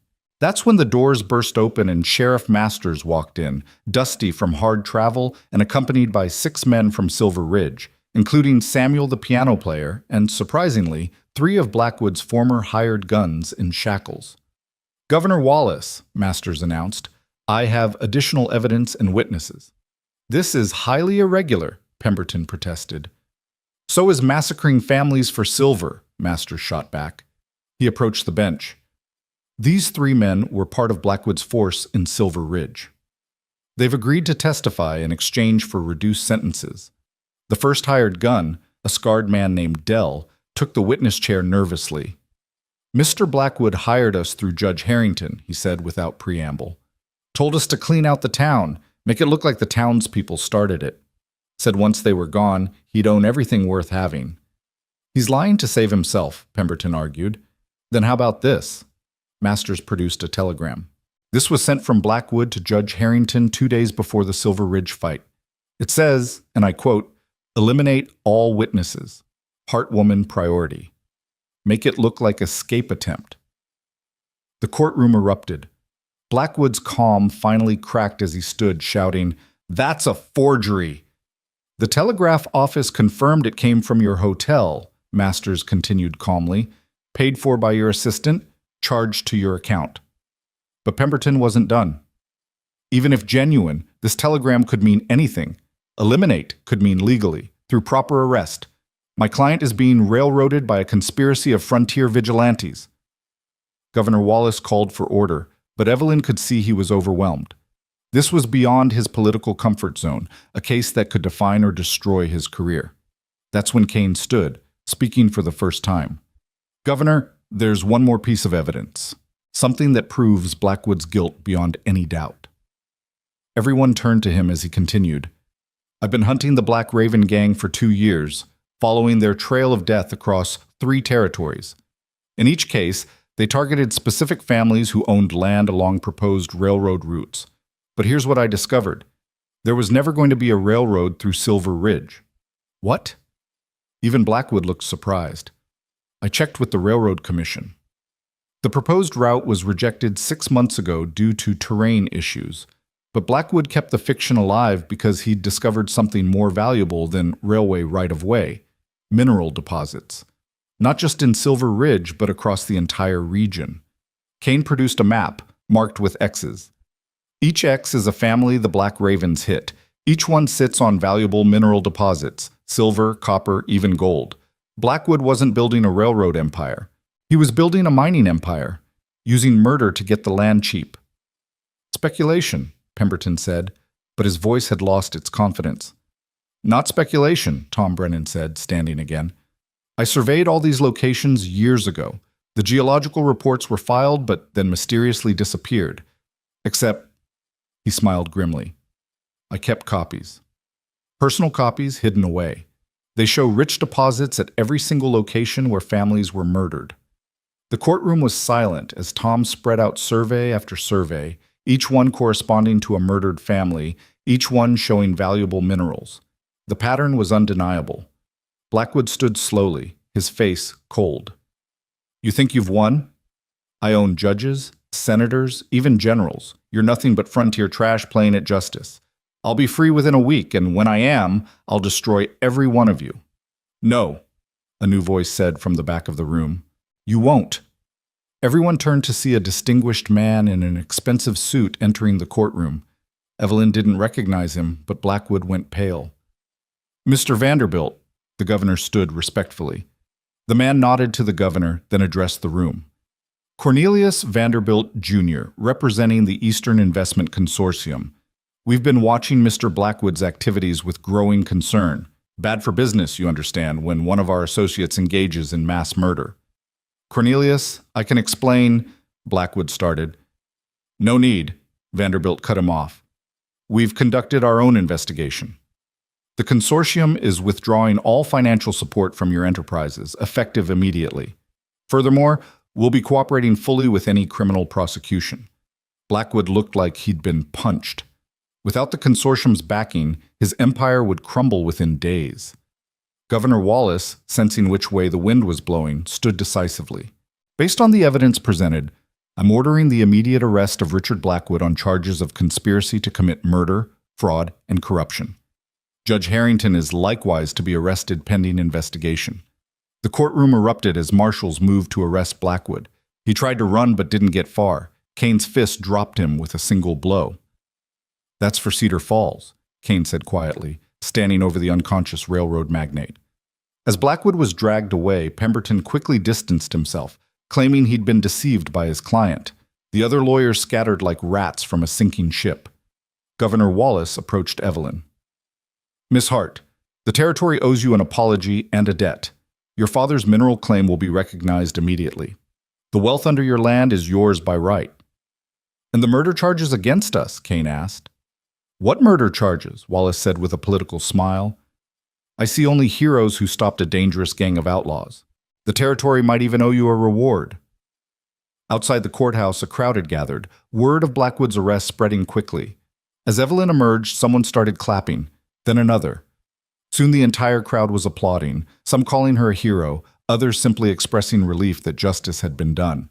But Evelyn felt no triumph, only exhaustion.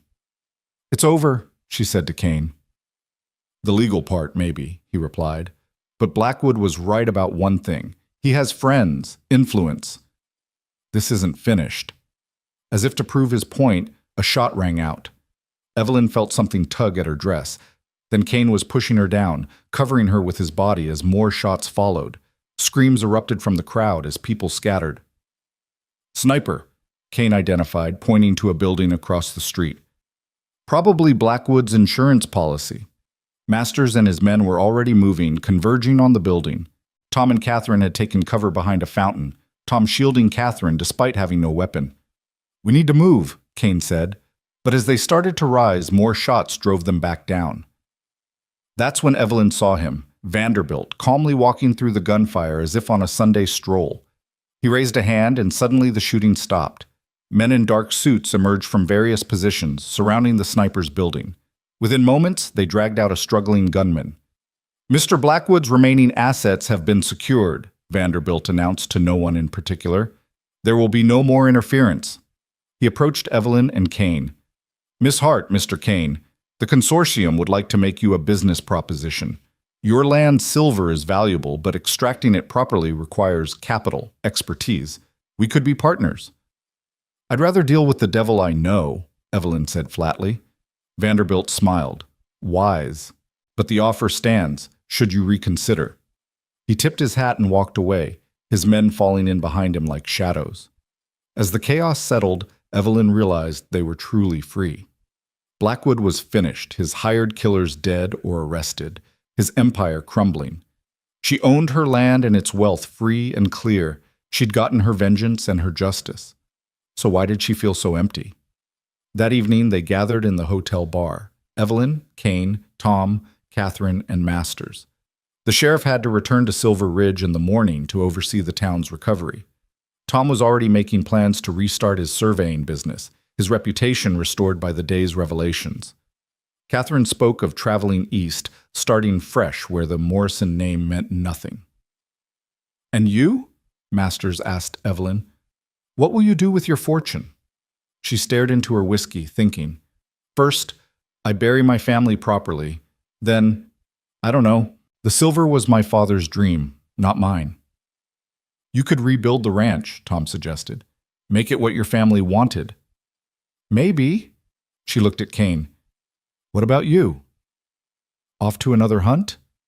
Kane was quiet for a moment. I've been hunting for so long, I'm not sure I know how to do anything else. But maybe it's time to learn. You could stay, Evelyn said quietly. Help me figure out what to do with a silver mine I never wanted. Is that a job offer? It's whatever you want it to be. Their eyes met and held, something unspoken passing between them. They'd been brought together by violence and vengeance, but perhaps something else could grow from that dark soil. Masters raised his glass. To the dead, who deserve remembering. To the living, who deserve peace, and to justice, however long it takes to arrive. They drank, and for a moment the weight of the past 3 years seemed lighter, but Evelyn knew it would never fully leave her. The ghosts of her family, of Cain's family, of all the families destroyed by greed, they would always be there. Later, alone on the hotel's balcony, Evelyn watched the stars appear over the Capitol. Cain joined her, moving carefully but steadily. "Do you regret it?" he asked. "Any of it?" "I regret that it was necessary," she replied. "I regret that my family died for silver they never even got to see. I regret a lot of things. But stopping Blackwood? Stopping the Black Ravens? Number. That needed doing. And now? Now I try to remember how to be something other than an instrument of vengeance. It's been so long, I'm not sure I remember how." "We could learn together," Cain suggested. "Two broken people trying to be whole." "That sounds like a terrible idea," Evelyn said with a small smile. "Lucky for you, I specialize in terrible ideas." He laughed, the first genuine laugh she'd heard from him. "Then we're perfectly matched."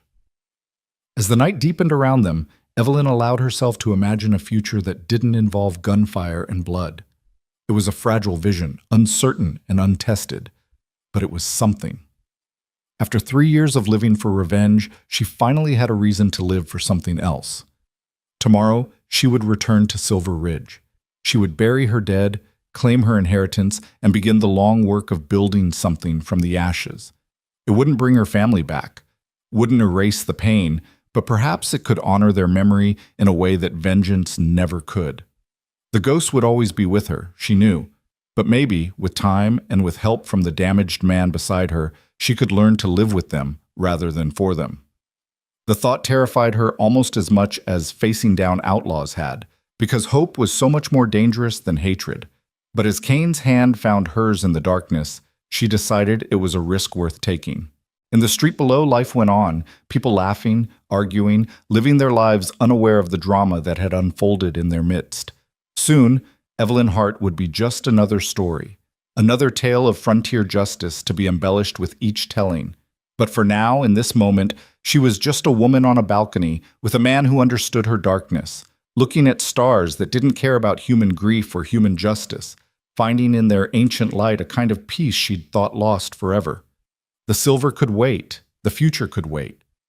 For tonight, it was enough to be alive, to be free, and to not be alone with the ghosts. Though she didn't know it yet, back in Silver Ridge, Father Miguel was already organizing the town's recovery, using Blackwood's seized assets to rebuild what had been destroyed. The town would survive, even thrive, and at its center would stand a monument to the Hart family and all the others who died for the greed of powerful men. But that was tomorrow's story. Tonight was for rest, for remembering, and for the first fragile steps toward something that might, someday, feel like redemption. The journey back to Silver Ridge took 5 days, their small convoy moving at a deliberate pace through the changing landscape. Evelyn rode Duchess, the faithful mare who'd carried her through the worst of the fighting, while Cain sat his own mount more steadily with each passing day, his strength returning, though the shoulder still pained him. Tom Brennan drove a wagon loaded with supplies for the town's rebuilding, having used some of his restored reputation to secure credit from capital merchants. Catherine had chosen to accompany them, saying she needed to see the place where her husband had died, to make peace with that chapter of her life before moving on. As they crested the final rise before Silver Ridge, they all stopped, taking in the scene below. The town showed its scars, burned buildings, bullet-pocked walls, makeshift graves on the hillside. But it was alive. People moved through the streets. Hammers rang with the sound of construction, and smoke rose from chimneys rather than ruins. "It survived," Tom said with wonder. "After everything, it survived." "Towns are like people," Cain observed. "The tough ones find a way to keep going, no matter what gets thrown at them." They rode down Main Street to find it transformed. The Imperial Hotel where Blackwood had held court was now a medical clinic, with Doc Brennan supervising the conversion. The saloon where Evelyn had spent 3 years serving whiskey to broken men was being rebuilt, but with a new sign: the Second Chance Saloon. Sheriff Masters met them in front of his office, his badge polished but his clothes dusty from helping with construction. "Welcome home," he said simply, though his eyes held volumes of unspoken relief. How many did we lose? Evelyn asked, dreading the answer. 7 townspeople in the fighting, Masters replied soberly, but it could have been so much worse. When word spread about what really happened, about Blackwood's schemes, people came from all over to help. Silver Ridge has become something of a symbol. A symbol of what? Catherine asked. That ordinary people can stand up to powerful men and win, Masters said, though the cost is always higher than anyone expects. Father Miguel emerged from his church, older looking than when they'd left, but with a light in his eyes that had been absent for years. Evelyn, he said warmly, embracing her, your father would be proud. You've honored his memory in ways he never could have imagined. I need to bury them properly, she said, the words catching in her throat. They've been in temporary graves for 3 years. I've made arrangements, Father Miguel assured her. Tomorrow, if you're ready, the whole town wants to attend. That evening, Evelyn stood at the site of her family's ranch.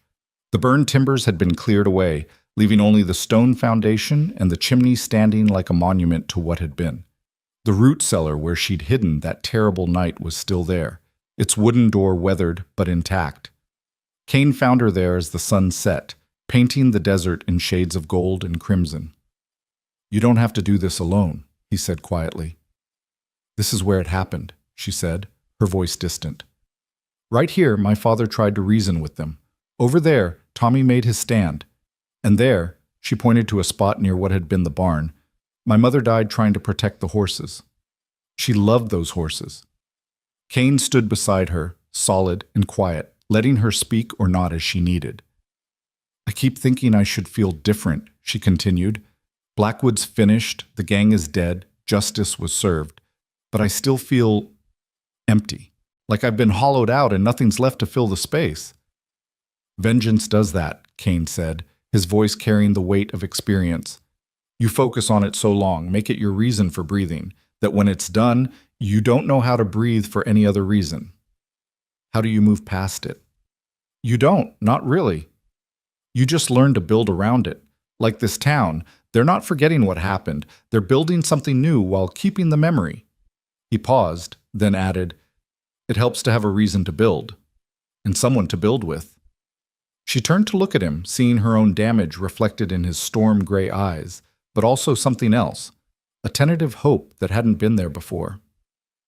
Is that an offer, Jonas Cain? It's whatever you want it to be, Evelyn Hart. Before she could respond, they heard horses approaching. Tom Brennan rode up with several men from town, all carrying tools and lumber. Figured you might want to start rebuilding, Tom said. The boys and I thought we'd get the framework up, at least. If that's all right with you. Evelyn looked at the assembled men, miners, shopkeepers, even some of Blackwood's former hired guns who'd chosen to stay and make amends. They stood awkwardly, tools in hand, waiting for her word. Thank you, she managed, her voice thick. All of you. They worked until full dark, setting posts and beams by lantern light, the skeleton of a new house rising from the ashes of the old.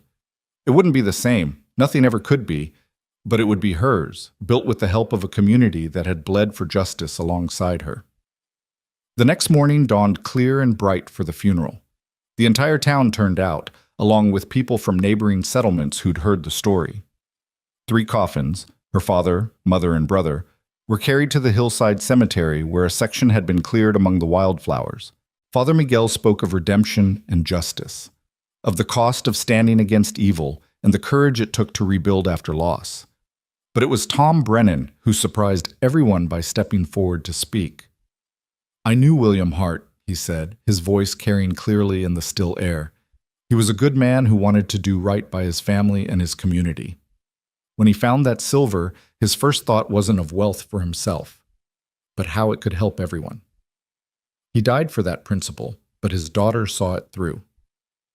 The Hart family's sacrifice saved this town, maybe this whole territory, from becoming Blackwood's private kingdom.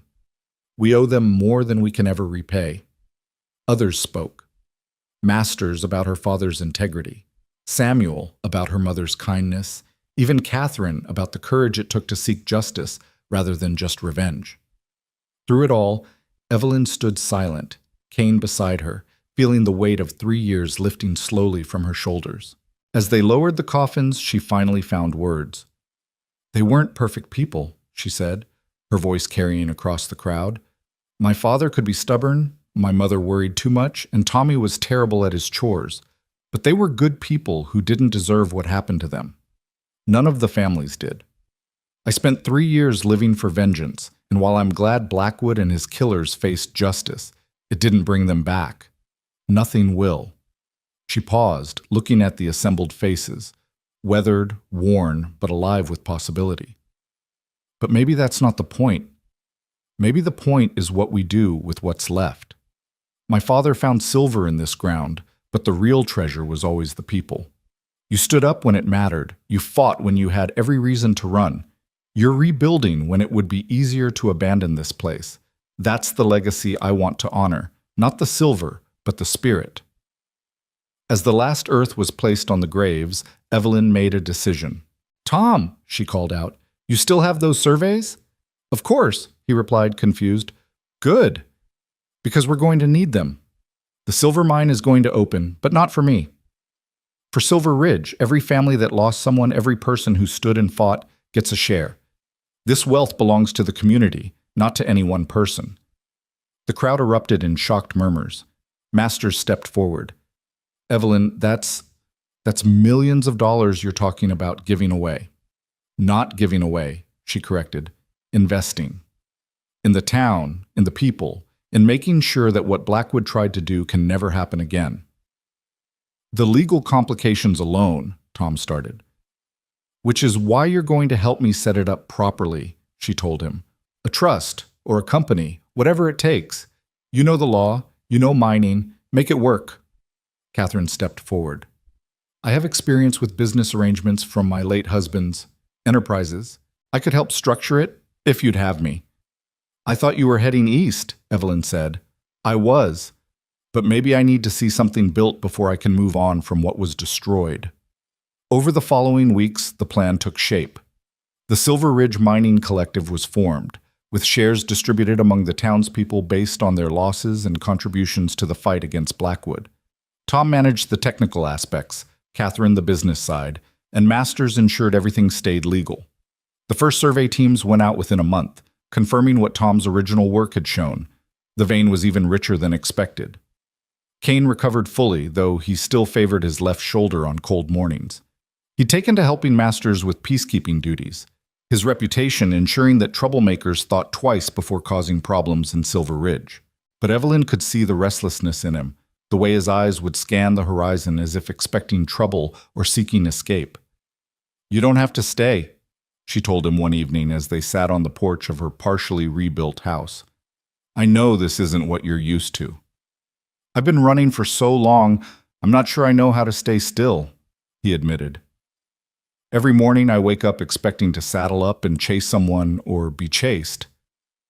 "Is that what you want?" He was quiet for a long moment, watching the sun set over the mountains. "I used to think motion was living, that if I kept moving, kept hunting, I wouldn't have to think about what I'd lost. But lately," he looked at her. "Lately, I've been thinking that maybe standing still with the right person is its own kind of adventure." "That's either the most romantic or the most reluctant declaration I've ever heard," Evelyn said with a small smile. "I'm out of practice with words that aren't threats or demands," he admitted. "But I'm trying to say that if you'll have me, I'd like to stay. Help build something instead of tearing things down for once. Even if it means dealing with mining disputes and town council meetings instead of gunfights. Even then, though I reserve the right to complain about the tedium." "Deal," she said. And when he kissed her, it tasted like promise and possibility, tinged with the bitter experience that would always be part of them. The mine opened 3 months later, with Father Miguel blessing the entrance while the whole town watched. The first silver ore that came up was richer than anyone had dared hope, and within 6 months, Silver Ridge had transformed from a dying frontier town to a booming mining center. But unlike other boom towns, the wealth was shared. New businesses opened, houses were built properly, a school was established, and Doc Brennan got his expanded clinic. Not everything was smooth. There were disputes over shares, attempts by outside interests to muscle in, and the eternal challenges of managing sudden wealth. A group of claim jumpers tried to establish a competing mine, leading to a tense standoff that Kane resolved with his particular combination of reputation and readiness for violence. "You didn't have to shoot him," Evelyn said afterward, bandaging a graze on his arm from the encounter. "I didn't shoot him. I shot near him." "There's a difference," Kane replied. "Besides, sometimes the threat of violence prevents actual violence. That's a dangerous philosophy. It's a realistic one. There will always be men like Blackwood, people who want to take what others have built. The question is whether we're ready for them." He was right, of course. 6 months after the mine opened, they received word that Blackwood had been found dead in his prison cell, apparently murdered by another inmate. But the rumors said it was no random prison killing. Someone had paid for his death. Someone who didn't want him talking about his connections and conspiracies. "Vanderbilt," Catherine said when she heard. "Or someone like him. Blackwood knew too much about too many powerful people." "Does it matter?" Tom asked. "He's gone. Justice was served." Was it? Evelyn wondered. Or was it just another form of frontier justice, dressed up in different clothes? There was no answer to that, just as there was no neat ending to their story. Life went on, complicated and messy and real. The town grew, faced new challenges, overcame some and struggled with others. Evelyn and Kane built their life together, two damaged people learning to trust in something beyond survival. A year after the mine opened, they married in Father Miguel's church, with Masters as Kane's best man and Catherine as Evelyn's maid of honor. Tom, now completely sober and respected as the territory's leading geological surveyor, gave a toast that brought tears to hard eyes. "To second chances," he said, raising his glass. "To the courage to take them, and the wisdom to recognize them when they come. And to Evelyn and Jonas, who reminded us all that justice isn't about the law. It's about standing up for what's right, no matter the cost." As they danced at their reception, the whole town celebrating around them, Kane whispered, "No regrets?" "None about this," Evelyn replied. "You?" "I regret it took so much death to bring us together. But no regrets about choosing to stay, to build rather than destroy. Even with all the town council meetings? They're almost as dangerous as gunfights, just slower." She laughed, and he spun her, and for a moment the ghosts were quiet, content perhaps to see something good come from so much sorrow. 5 years passed. The mine continued to produce, making Silver Ridge one of the wealthiest towns in the territory.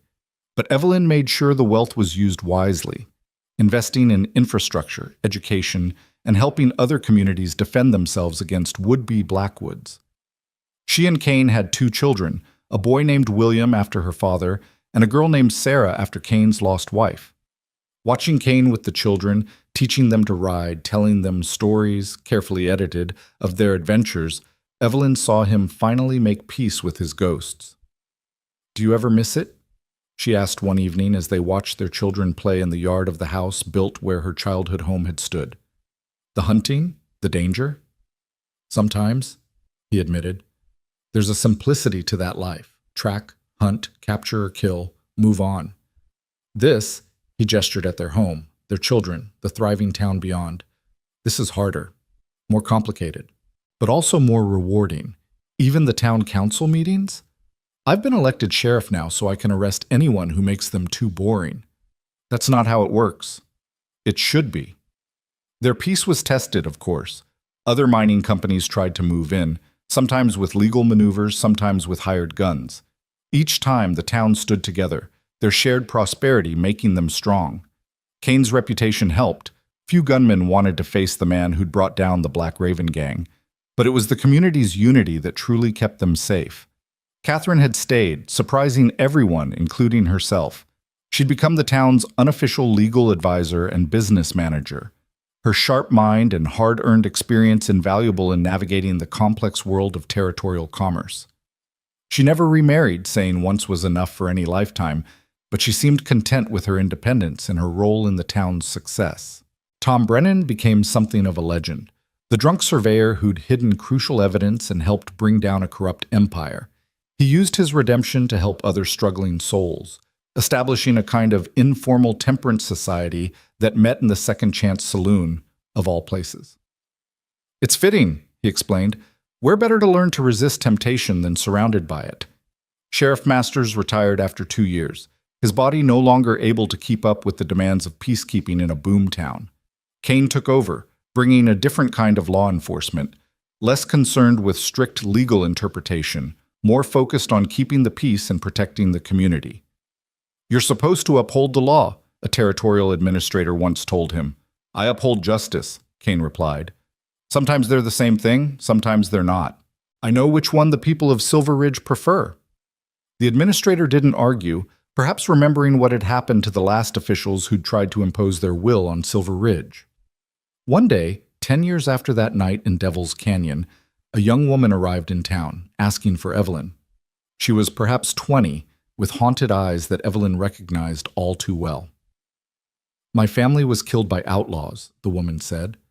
Everyone says there's no point seeking justice, that the law won't help, but I heard about you, about what you did. Will you help me? Evelyn looked at the young woman, seeing herself a decade ago, angry, desperate, alone.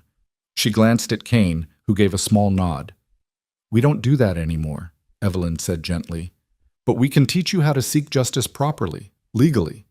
And if the law fails, she paused, remembering her own journey. If the law fails, we'll make sure you're not alone in whatever comes next.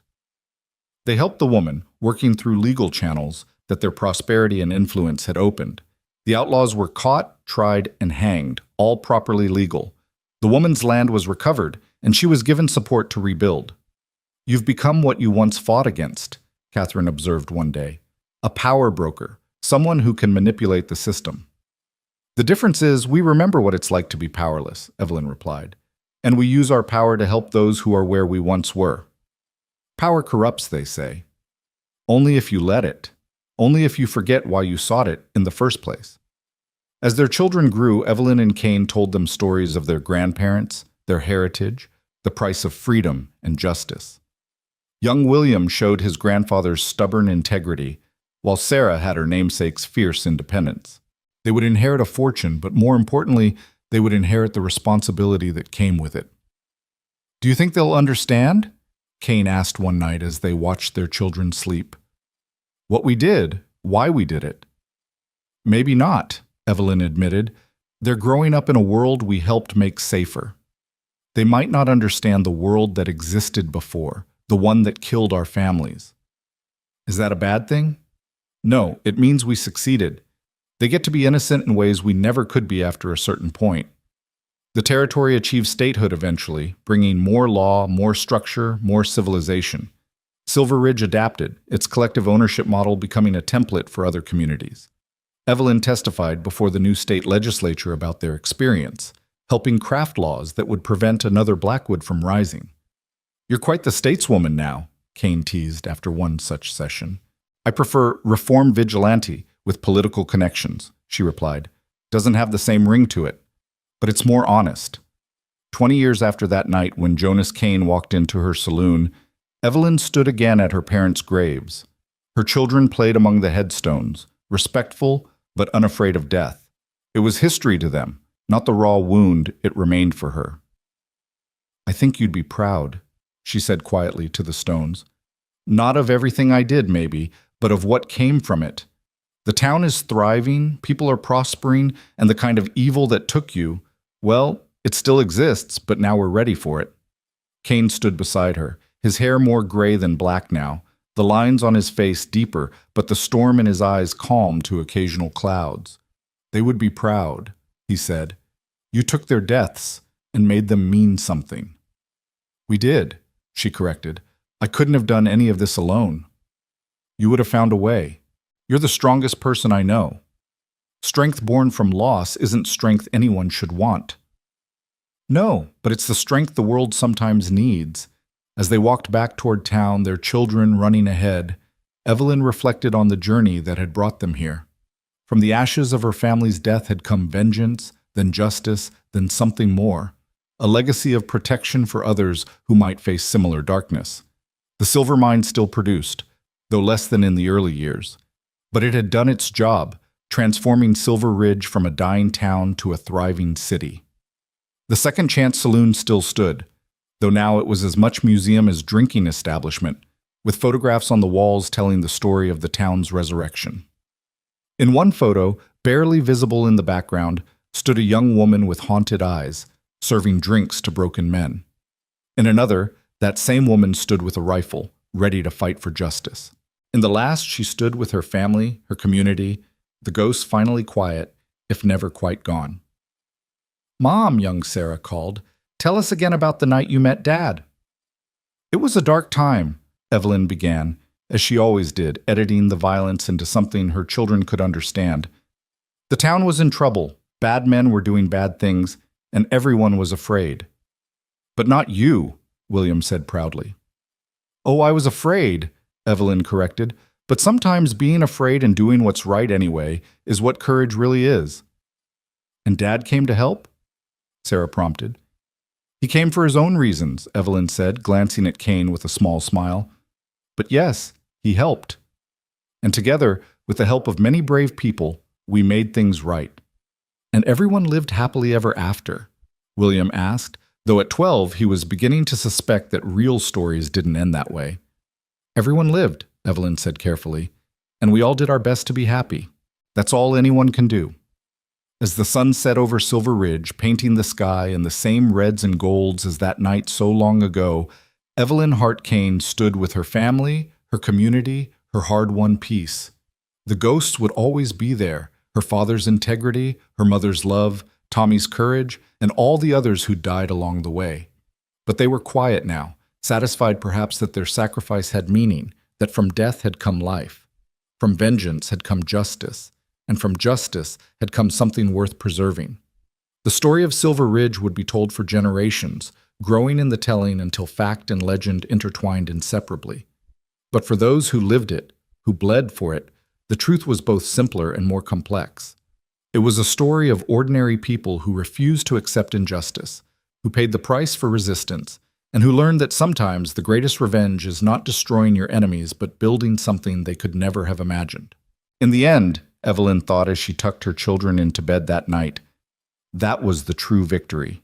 Not the silver, not the wealth, not even the justice served on Blackwood and his gang, but this, the simple, profound act of living well after loss, of choosing hope over hatred, of building rather than burning. The ghosts of Silver Ridge would always remain, woven into the very foundations of the town, but they were not angry spirits seeking vengeance anymore. They were reminders of the price of freedom, the cost of justice, and the enduring truth that sometimes, against all odds and expectations, the good guys do win. Even if they have to become something else to do it. Even if the victory comes at a price that can never be fully paid. Even if happily ever after is just another way of saying the fighting's done for now.